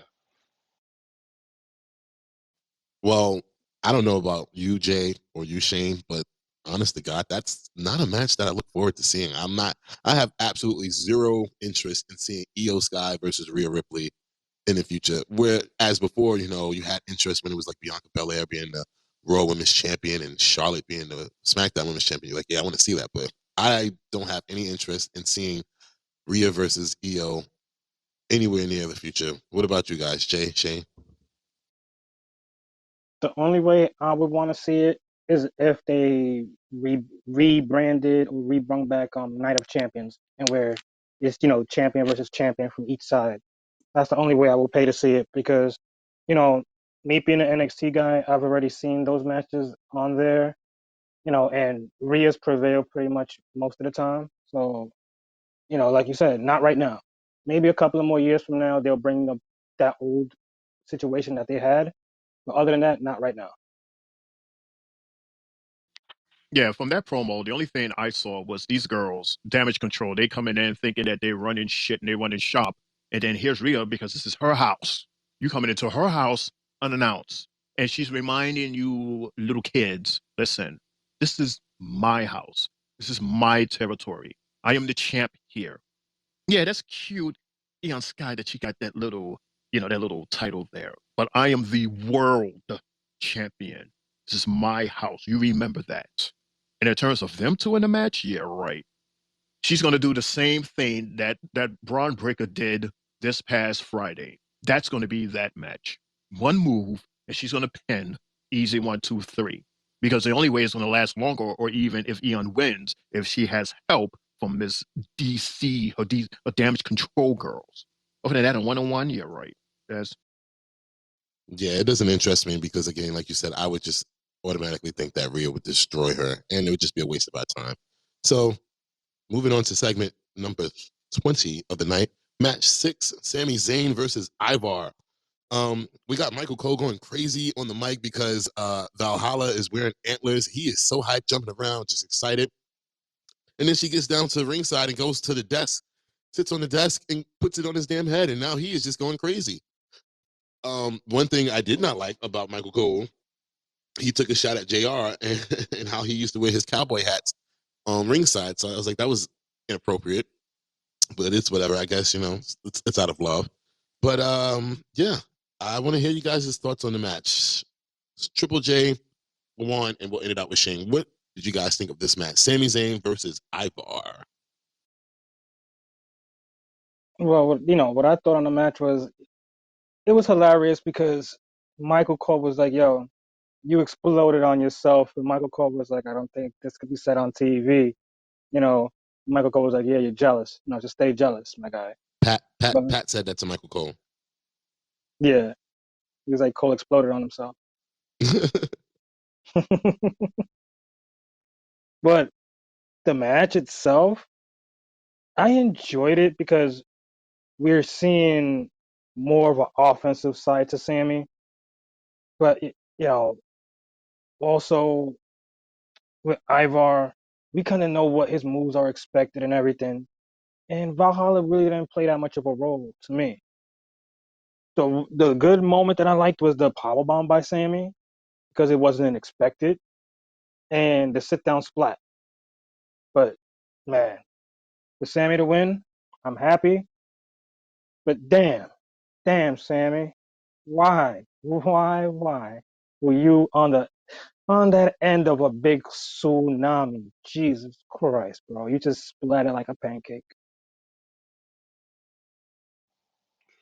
I wish the match was a little earlier because the crowd was kind of dead during that match. For me, it was a good match. Um, this match definitely helps Sammy a lot going into that next match they're going to be having the 6-man battle royal. I believe they're having on Raw next Monday, so that definitely helps him out going forward. Ivar continues to impress me. He's just going to keep getting better, and I hope with his tag team partner, he feeds off that energy and they have the same performance together. Man, they can really be a great tag team if he comes back with that same energy. Yeah, Des, I thought that he was referring to JBL with his hats, but you're saying that he said JR? Because I honestly Yeah, thought he it said sounded like JBL. I believe he said, if I'm not mistaken, he said JR with that stupid cowboy hat. Because I do remember JBL being at the table and always had the hats, and they two used to go back and forth at it. So I thought he said JBL with his stupid hats. But I figured that he mentioned JR because it's Monday Night Raw. we're going to have to look back into that. But yeah, the comedies between him and Pat and the whole the antlers, like he really was going like wow, like I wouldn't be surprised if he really did if he really did get moist in his pants from it because he was really like he was excited about those goddamn things ever since Royal Rumble. Like wow, what is it with those things? Like why is that such a focal point for you? But he had fun with it. It was a cool thing to Shane, to entertain us with. Yes, Des.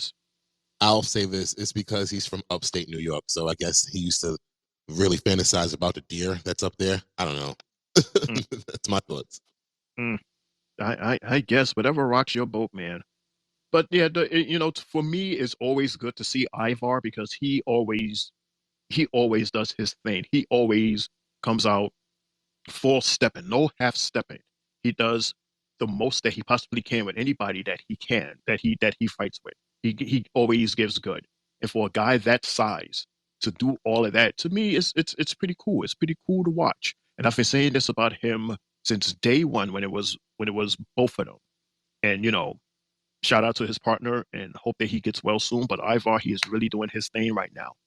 Keep him in this position where he has these matches just to show off, just to play, just to do his thing. This is what's making him happy. Valhalla, she's doing her thing by being the sidekick, by being that little annoying person around the ring. She's doing her thing. Sammy, you won tonight. Congratulations. You have one more shot. So I'm telling you right now, if you lose next week, that is it. There is nothing else. So congratulations on your win tonight. God damn it. Next week, it's do or die. Period. Boom. Shane, actually, question for you: do you think Ivar should have been in that match next week instead of one of the other competitors, especially if they had multiple chances at Gunther already for the IC title? Nope. The exact people that is in next week, it's so that they can have their chance to shine as well. Because look at Ricochet. We haven't seen him in how long?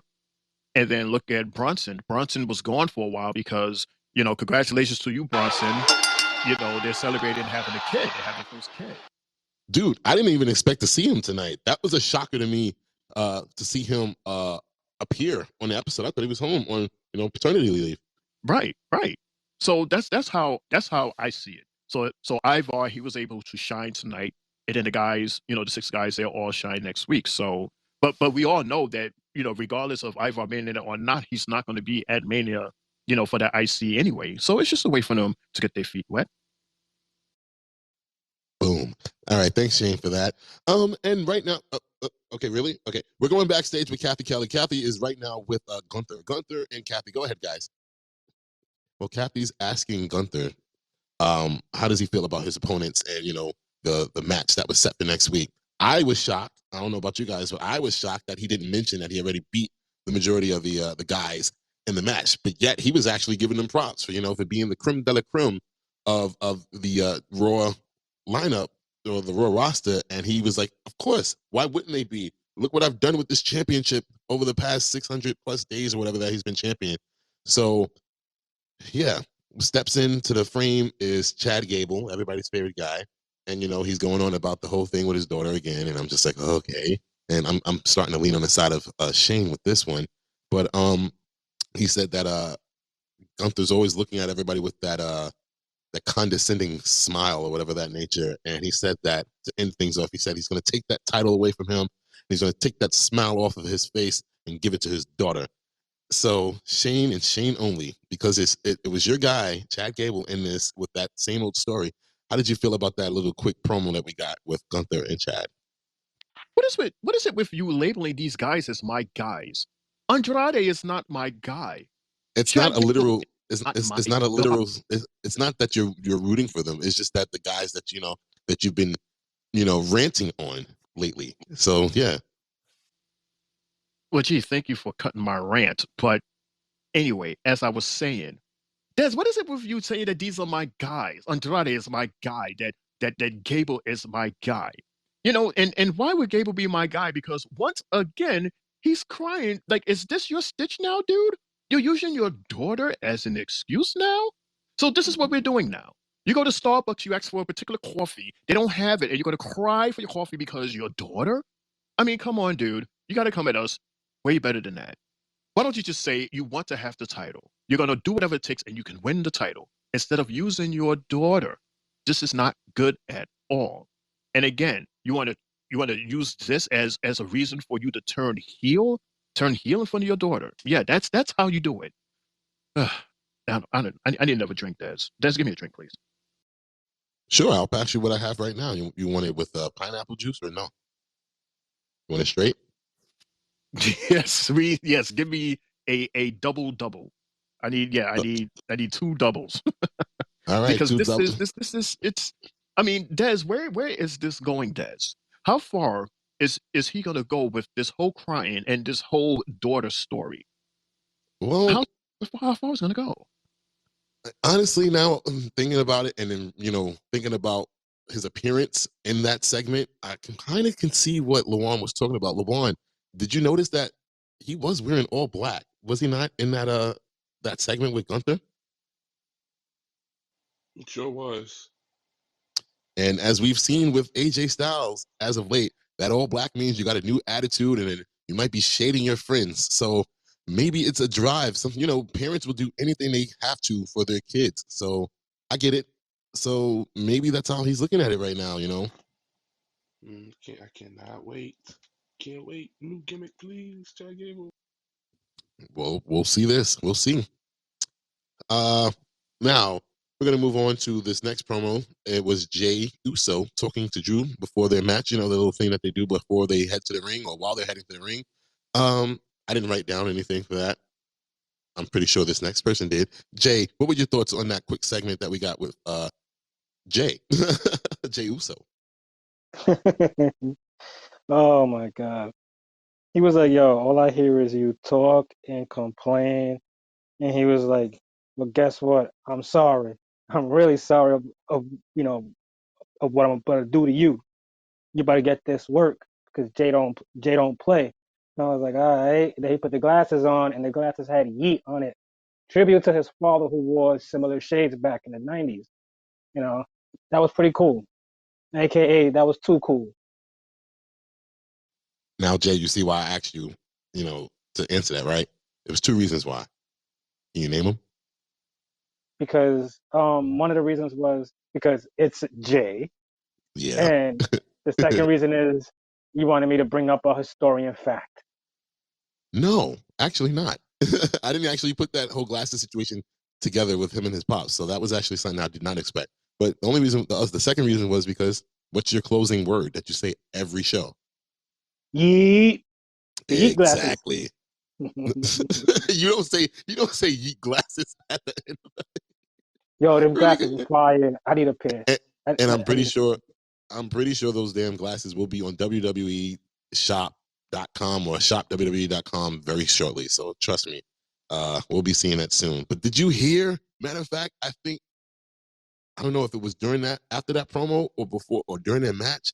I think Pat McAfee was like yeet, and then right before they went off the air, Michael Cole said no yeet. Did you hear that, Jay?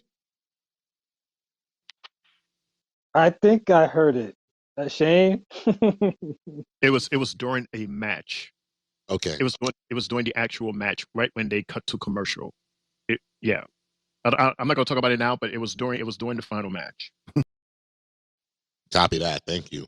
All right, so yeah, we're moving on, and after we come back from commercial, we're backstage again, and now we're with Xavier Woods, R-Truth, DX, and The Miz, and they're playing R-Truth and DX. They're playing WWE 2K24. And The Miz is like, "How'd you guys get?" DIY, DIY. Stop saying DX. What did Jesus. what did they say in the promo? DX. Did they not? Regeneration X. R-Truth said DX, and then he mentioned Shawn Michaels and Triple H. That's what I heard. I know I heard that. Just like last week, he said it again. So I'm just going along with what I'm being fed. Okay, I'm not a writer. But anyway, while they're playing, The Miz was like, "Look, I got y'all responses on how we can get payback on the Judgment Day," and one of them was like, he said some funny stuff. So Jay, since you're already speaking on it, what was your thoughts on that promo, real quick? I actually thought this shit was hilarious because, they gave us a little insight on the game itself and they was all enjoying it. And then the fact that when they did their little Regeneration X thing, it looked like back in the days when I was watching Mighty Morphin Power Rangers and they all get ready to start morphing and everything, and their hands are all right there together, and it goes boom. Yes. That's all I thought of right then and there. Like these guys are really, changing R-Truth's gimmick to him being a little Power Ranger, so it's cool. I like it. He's the Black Ranger because you seen Xavier Woods. He didn't even put his hands out. He's like, I ain't no Regeneration X. I'm New Day all day. So Woods said, "I want to hate this." He was looking at them like, "I really want to hate this, but this is so good." And it's true. Like, I'm with it. Even the Miz was with it. Like, Regeneration X. It's hilarious. And in a weird way, yeah, Johnny Gargano, Shawn Michaels. I love that comparison. Triple H, Ciampa. I love it. He has the last phase of Triple H in his career look with the beard and bald head. So yeah, and Triple H's current look as an executive. So I think that's pretty funny writing with the crew. So we're going on to our final one last match of the night. Shane, did you notice that they did not do that tonight on Raw? I did, which is why I was like, this is the last match, right? I noticed that they didn't do that. I mean, because don't they usually do that? Or is that just like a staple on SmackDown? So on SmackDown, they do that. No, they've been doing it on both shows. Oh, so they have been doing it. someone ain't pay their bills. Mm-hmm. Well, Shane, since the credit card declined. Mm-hmm. So Shane, since I have you here, what were your thoughts on the match and what happened during and after the match? And then we'll go with Lawan and we'll end it out with Triple J. Yeah, your typical match where you have, you got Jay, you got Drew, they going hard body at it. And it was then, Des, right before commercial, they was outside the ring, and then Drew walks up to the camera and says, yeet. And then as it fades to black, Michael goes, no yeet. So that was like, that was funny, and it was cool how they caught Michael just as it went to black. And yeah, the typical fashion of an Uso in the ring with, Solo coming out and doing the whole distraction, and then his brother wearing raw red, which is very interesting to me how he has that bright raw red coloring. He came out and he did his thing. Um, you know, and with all of this going on, it had me to think that it may be possible that Jay Uso could team up with Cody and Seth. Because at this point he has had enough. He has had enough. This is the second time in a row that Jimmy has interfered in Jay's match. And Jay has lost because of the interference of Jimmy and Solo. Jay is not going to let this slide. And then at the same time, Drew is mad at Seth because once again, here comes Seth because with the whole interference of the Usos, the bloodline. You got Cody Rhodes doing that why I oughta walk as he came out, and he did his thing, and then he got snuffed. And then here comes Mr. Dancing Machine Seth Rollins. He comes out, but then he gets interfered. He gets stopped by Drew, and Drew is basically once again, like you said, Des, speaking facts. Dude, you need to stay out of that. I'm the one that you need to worry about. He grabs the belt and he holds it over his head. This is the thing that you need to worry about. I am going after you for this here. Focus on this. Focus on me. I am really had enough of you putting 50% of me and then 50% on this bloodline issue, which you have nothing to do with. This has nothing to do with anything that you're doing. Stay out of that. Give me your full 100. I deserve that. I'm going to take this belt from a 100% Seth, not a 50%, not a 60%. So, I am becoming more and more and more of a huge fan of Drew because every week Drew is spitting facts. And these guys who he is talking about, they're proving him right. So that was the main thing that I got from tonight. So it's like, yeah, is Jay going to join? And will Seth finally get it and stop? I don't know. To be continued. Hopefully Jay does join, man. It would be interesting.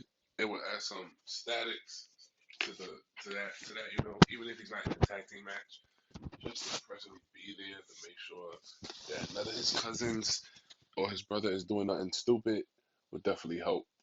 As far as the match, it was a very good match. Drew McIntyre again never disappoints. Jimmy, great match with him, man. Jay, I'm bugging. Jay, great match with them. They already had a match with each other before, so I was expecting it to still be good like they had the one before. As you notice, the brothers came in, interrupted, caused chaos. Seth Rollins is coming out, Cody Rhodes is coming out, and then Seth Rollins' back is turned and he got Claymore right in the face.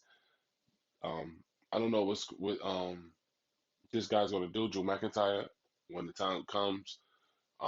I could see him maybe helping them a little tiny bit, maybe giving one of them a Claymore and just walking away. I don't know what's gonna happen, but as more and more of the stuff unfolds with the bloodline, Cody, Seth, Drew, and the Usos and them, everything is looking great, man. I see all of them later on doing something later on during that night one. I see a lot going on with that. Well, with this match, Jay had the crowd.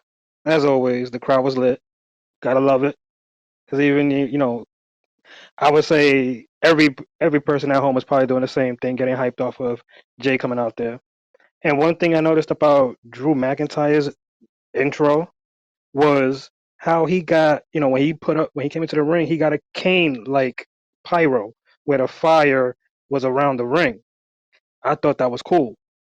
And, with the match itself, I seen, pretty much Drew dominated at least 70% of the match. And he was delivering. And the fact that we got the interference. You know, I had got a message maybe 20 minutes before the match started, and a friend of mine was like, "Watch Jimmy lurk." I said, "Bro, don't tell me that shit." And then when it happens, I happened to message him and said, "Bro, you was right. You called it because this story, this story has to take its place. It has to do something. So why not interfere in another match? And we see who wins again." So and then with the ending of the match, you know, Seth got beat up with the Claymore, and with Drew is letting him know, like, "Yo, bro, you gotta do the right thing." And the crowd chanted CM Punk as everything went off there. Hmm, makes you think, doesn't it? Well, ladies and gentlemen, boys and girls, children of all ages, that concludes Monday Night Raw. Let's go Monday Night Raw. But we still got some time. So, with that being said, yes, Shane? No, I'm sorry. I thought you was closing. My bad. No, we have time. We have time. So, as I was saying, let's head to everybody's favorite segment of the night. Did you know? Yeah, I pressed that button. What segment is it? Did you know? All right. So, keeping it with the bloodline, I have two things. One, Shane, did you know that Jay Uso offered his help to Cody Rhodes versus the bloodline? And I quote, Jay said, "Cody, if you need help, call on me. If anybody knows how they get down, Us, it's me. But I'm telling you, bro, we need more soldiers." Did you know that, Shane? Did you know that, Jay? Did you know that, Lawan? Did you No, when know? did he say that? I apologize. He said this recently in an interview, not a WWE interview, but you know how they've been doing recently, like these podcast interviews. It was pretty recent. I got this information last week, if I'm not mistaken. Yeah. Mhm. Interesting. Kind of proves what I said because I totally did not know that. I said what I said based on what I saw tonight. So that's interesting that you're saying that. I did not know that. Which is why I started with you, because you touched on it, and I love that you did. Go ahead. That's a very interesting fact, and maybe I gotta look into it more. But that was cool, and let's see what happens at Mania. You never know. This is gonna get really, really interesting when the time comes, and it's a family affair. That's all I say. Pretty much everybody that's involved with their family. All I'm going to say is just be prepared, man. Be prepared. Cannot wait. I think SmackDown is going to be awesome. So I'll take that as all three. We did not know that. And speaking of SmackDown, did you guys know this? The Rock and Roman Reigns' segment from last Friday went over by over 10 minutes. So let's say maybe they went maybe 10 to 15 minutes over the time that they were allotted, which caused the reason for us not seeing Naomi's entrance and Tiffany and other segments in SmackDown was cut from the show because of the fact that they went over time. Did you know? Did you know that, Lawan? Did you know that, Triple J, and our SmackDown aficionado? Did you know that, Jay? Oh, excuse me, Triple Shane. I tried to be cool. This is the first time SmackDown has cut something. Um, they should just figure it out and make it 3 hours like they do the Raw. This way they could give the talent more time. They'll be able to show more stuff on TV.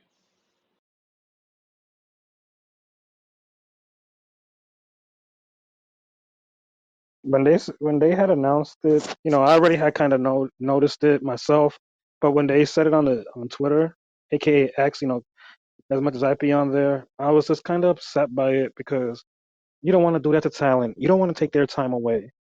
Everybody deserves their time, and probably them at the arena probably got to see it, and we didn't at home, and it sucks. I don't like stuff like that. I wish if you're gonna have a certain time, keep it. If the red light goes on, cut them off. Screw going to commercial. Try to give them a cue when to end this shit because You can't be doing that to talent who's trying to, either be there up and coming or whether they're just coming back. Can't do that to them. Shane, You think before you that's go, you think that was crazy, Triple J? Wait till next week.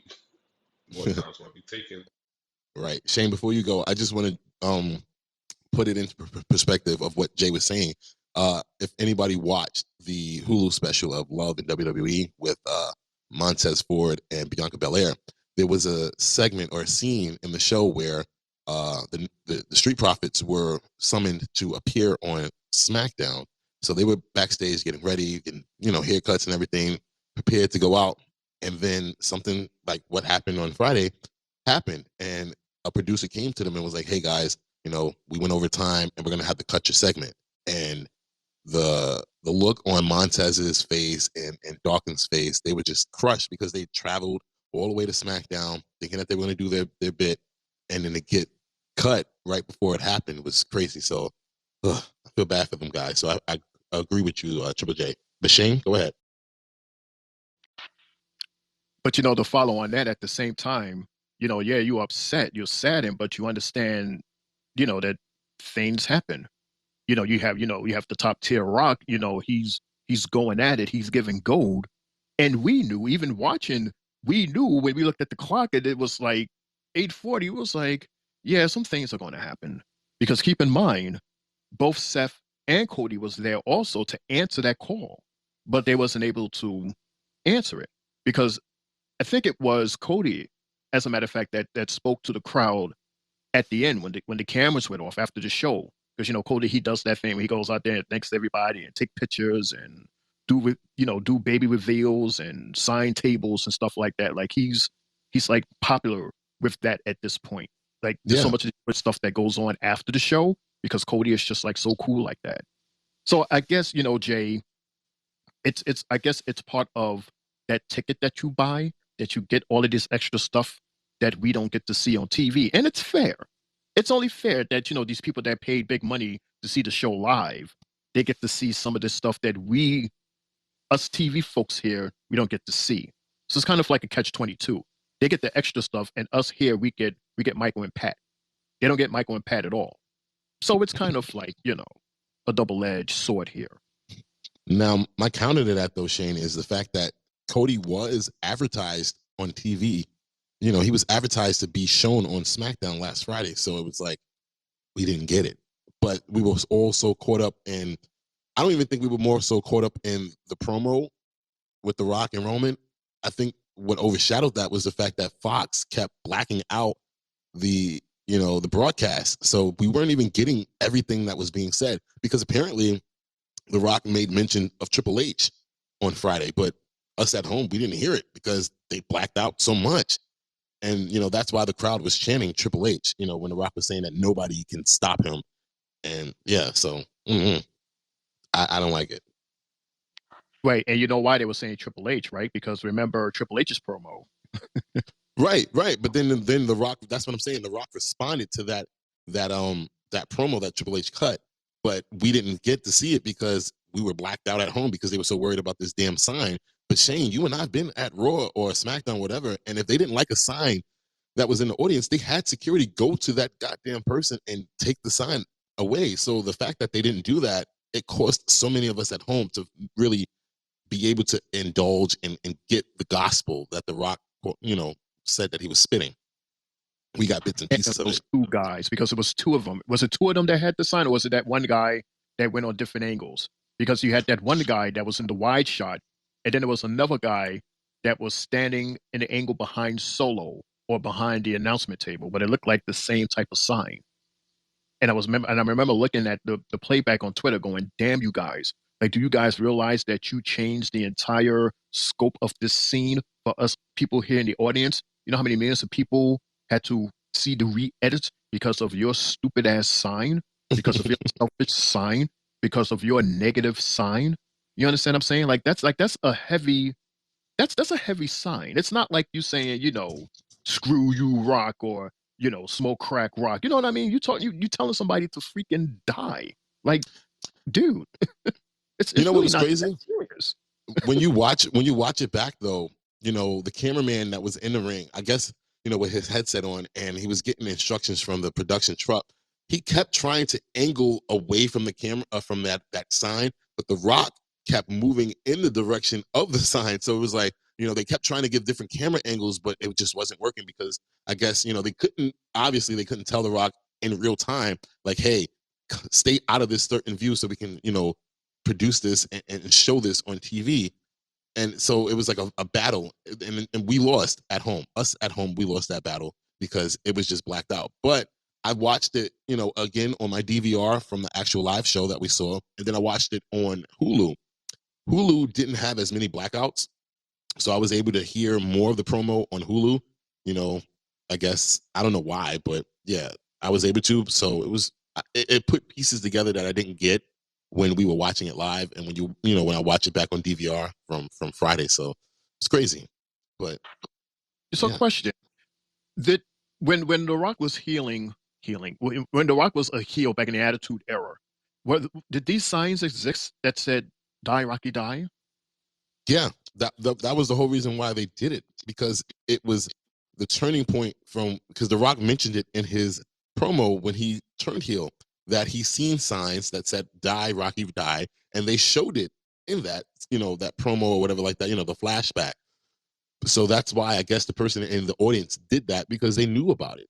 But I guess in this sensitive time that we live in, which is what I said on Friday, the sensitive era that we live in, you can't show that on TV, but you can have The Rock call people crackheads, which we never heard before. You can have him call people meth heads, which we never heard before. You can have all that, but we draw the line at a sign saying "Die Rocky Die." I just thought that was just kind of like weird.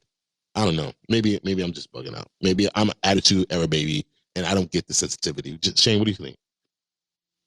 Yeah, and that's probably what The Rock thought also. I'm sure The Rock saw that sign, which is probably why he was moving the way he was moving, so that we can see the sign, so we could think about that same sign from back in that Attitude Era to complete that aura that atmosphere that he was creating as a heel.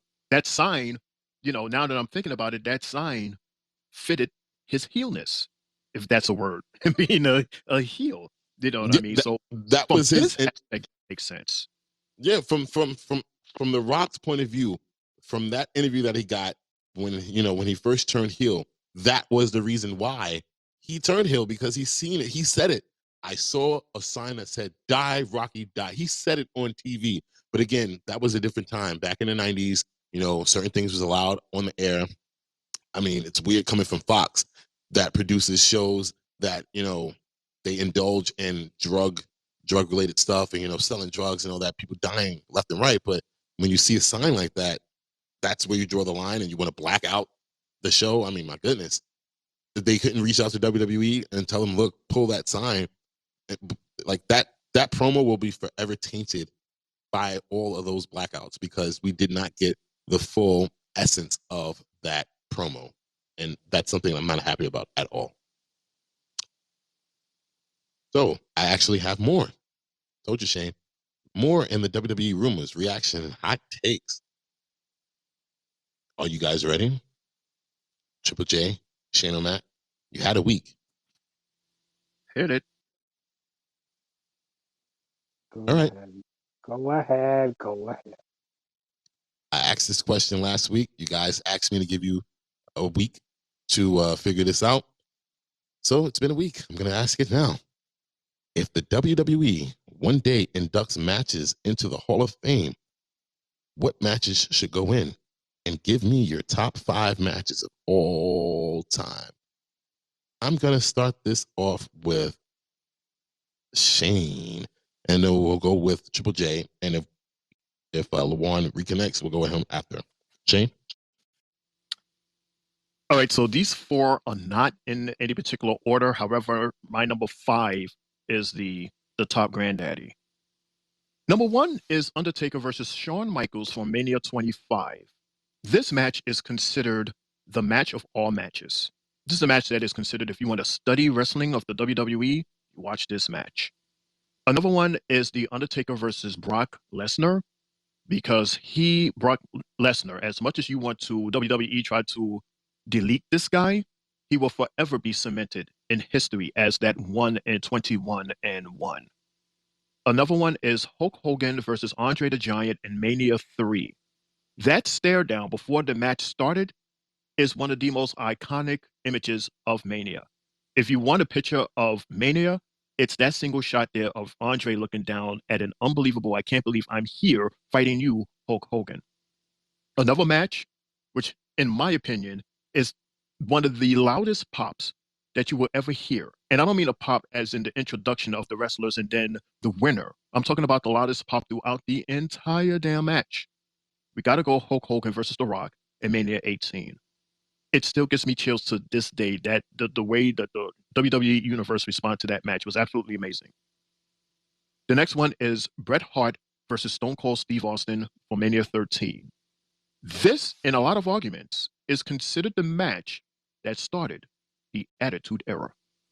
And of course, my number one match, the granddaddy of them all, it's so iconic that they just had a 25th anniversary on it, and people still talk about it to this day. Hell in a Cell from the King of the Ring, 1998, Undertaker versus Mankind. And I am done. Hold up, Jay. Are those bells for me? Why, thank you, kind sir. Yes, sir. They were for you. Go ahead, Jay. Well, with my matches, one of them is going to be a match that me and you saw recently, Des, and that's that Triple H Undertaker match that we saw at Mania 17. Definitely. That's one of mine. I will go with the Razor Ramon and Shawn Michaels ladder match for the IC title. I will go with the first ever tables, ladders, and chairs match that we had with the Hardy Boys, Edge and Christian, the Dudley Boys. I will go with this one Stone Cold, also from WrestleMania 17, if I'm not mistaken, Stone Cold versus The Rock. And my last one will be the Hell in the Cell that had featured Rikishi with Undertaker, Triple H, The Rock, and others. I can't remember from the names. And that'll be my fifth one.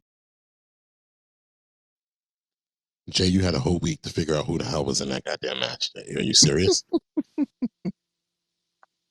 Bro, I never wrote anything down. I just remembered it in my head because I was already, basically knowing what I was gonna say.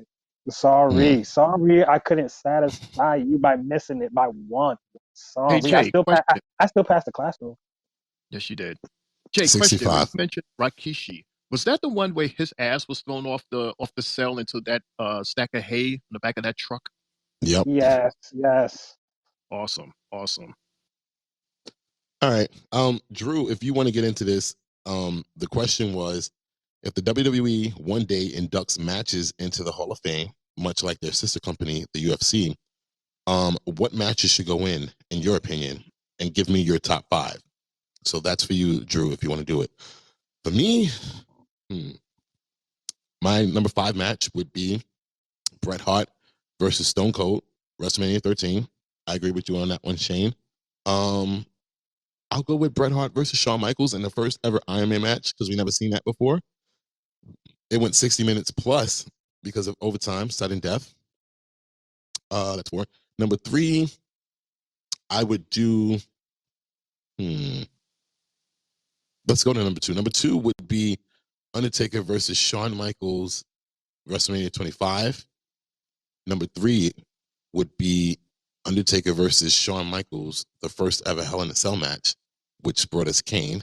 And number 1, without a doubt, would be Undertaker versus Mankind, Hell in a Cell, King of the Ring. Because, God damn it, when I watched that match back, and even now, I'm just like, how in the hell, like, what the hell were we watching back in the 90s? Like, that stuff would not fly now. They would have cushions and everything that they possibly can to keep this stuff from hurting their actual performers, and when you see the owner of the company who's not being recognized as the owner of the company come out and concern, that shit is something epic. So yeah, that's my top 5. If I ever, if WWE decided to start, inducting matches to the Hall of Fame, that would be my top 5. So yeah. It's very hard though, very hard. I mean, very, very hard. Whew. Happy we finally got through that. Okay, so I am done with rumors. I'm done with Did You Know? I am done with Monday Night Raw. And just want to know, you guys have anything else that you want to bring to the table before we wrap this up? We are at 2:06 a.m. We have about, what, 9 minutes left in the podcast. So anything else you guys want to talk about? So can I have a Three Bells match and or moment? Yes, actually, thank you for bringing that up, Shane. I'm sorry, my apologies. That was in my notes, but I threw my book away and decided to lean into the other segments. But yes, we do have to have our Three Bells match or moment of the night. Shane O'Mac, go ahead and give us your match or moment of the night. You know, my matches, it's two of them actually. Because I was extremely impressed with his performance tonight. I'm going to go with Big Dom. This was possibly like one of his best matches because he was going against one of the biggest guys out there. So he had to give his best. So I give him a shout out for not only having the match, but doing what he did in the match and sticking it in that long and gave a damn good performance. So for the match, I would say Big Dom versus Gunther. And another match I would say is Nia Jax versus Becky, and then Liv Morgan later jumping in. That whole thing in itself, that whole story, I actually like. I actually enjoyed that. And my moment goes to Shayna Baszler and Evil Gina, for they are proving that they are tag team champions worthy. So those are my picks. Jay? My match of the night. Oh, before Liv Morgan destroyed it, I'm going with Becky and Nia because both of them were given a really solid match. Barring any interference, this was, a classic match that the two always have, and we were subject to it because of Liv. And the moment of the night was when Nia delivered that leg drop from the top ropes. That shit was wild. Beautiful. And for me, my match of the night was Judgment Day versus Imperium. Again, because of the weird nature of the fact that we got two heel teams going against each other, and it forced the fans to cheer for someone. And Judgment Day, I mean, both teams just, they proved themselves tonight. And the fact that they both figured out ways to still be heels in the match and, do different things to get the upper advantage. I applaud that. And Jay, I agree with you. My moment of the night is that leg drop from the second rope by Nia. That shit was awesome. So yeah, those are our matches and moments of the night. Ladies and gentlemen, boys and girls, with that being said, we have reached the end of the Monday Night Raw discussion. Fellas, Triple J, Shane O'Mac, Yes, sir. I thank you guys so much for participating tonight. LaJuan, we thank you very much. We didn't get a chance to say goodnight to you, but thank you so much for being our guest host. Shane, Drew, and all of the other listeners tonight. Thank you so much. Shane, Jay, final thoughts. Final thoughts. All in all, I thought tonight was a good episode of Raw. Not too many commercials. They were exactly what they were. The matches overall were pretty good. The storylines was good moving forward, giving us reason to tune in for next week. Next week is going to be amazing. I'm looking forward to it. I can't wait. And then our show tonight was a dynamite show tonight because we had so much to talk about. So give yourself applause to Three Bell Podcast. We did good tonight. Deserves another drink. And with that being said, I'm saying to you, this is your homie Shane O'Mac coming to you from the East New York section of the Three Bells Podcast table, saying good fight, good night. And with that, my final thoughts of the night was I'm happy at everything we got delivered tonight because, it's there's just every story we are getting towards WrestleMania is what we need. Everybody gotta have a role, everybody gotta play a role, and it's good that we got to actually see everything from the Raw side take place tonight. And I can't wait to see what goes on Friday night with the continuation of what we got earlier on the show. So, you know, it's gonna be heavy action packed Friday night. Also, guys, I thank y'all for, you know, continuously being on here with y'all, doing this, rocking and vibing, and everybody that's been listening to us from day one. Drew, everybody, Lawan, thank you for co-hosting again tonight. And on that note, we got NXT tomorrow night at 10:20 p.m. Tomorrow is Roadblock. This is a televised semi-PLE. Let's get ready for that one mañana, guys. Ooh wee. And with all that being said, ladies and gentlemen, boys and girls, it's your boy Mundo, aka Mr.AKA himself, for Shane O'Mac on SmackDown, for our guy Triple J from NXT, who will be hosting tomorrow night. We thank you so much for joining us tonight. I thank you so much for joining us tonight on Raw. And with that being said, good night, everyone. See you tomorrow.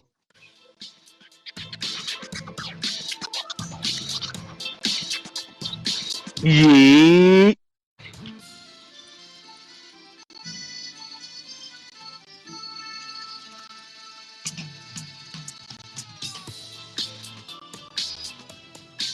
And as always, no yeet.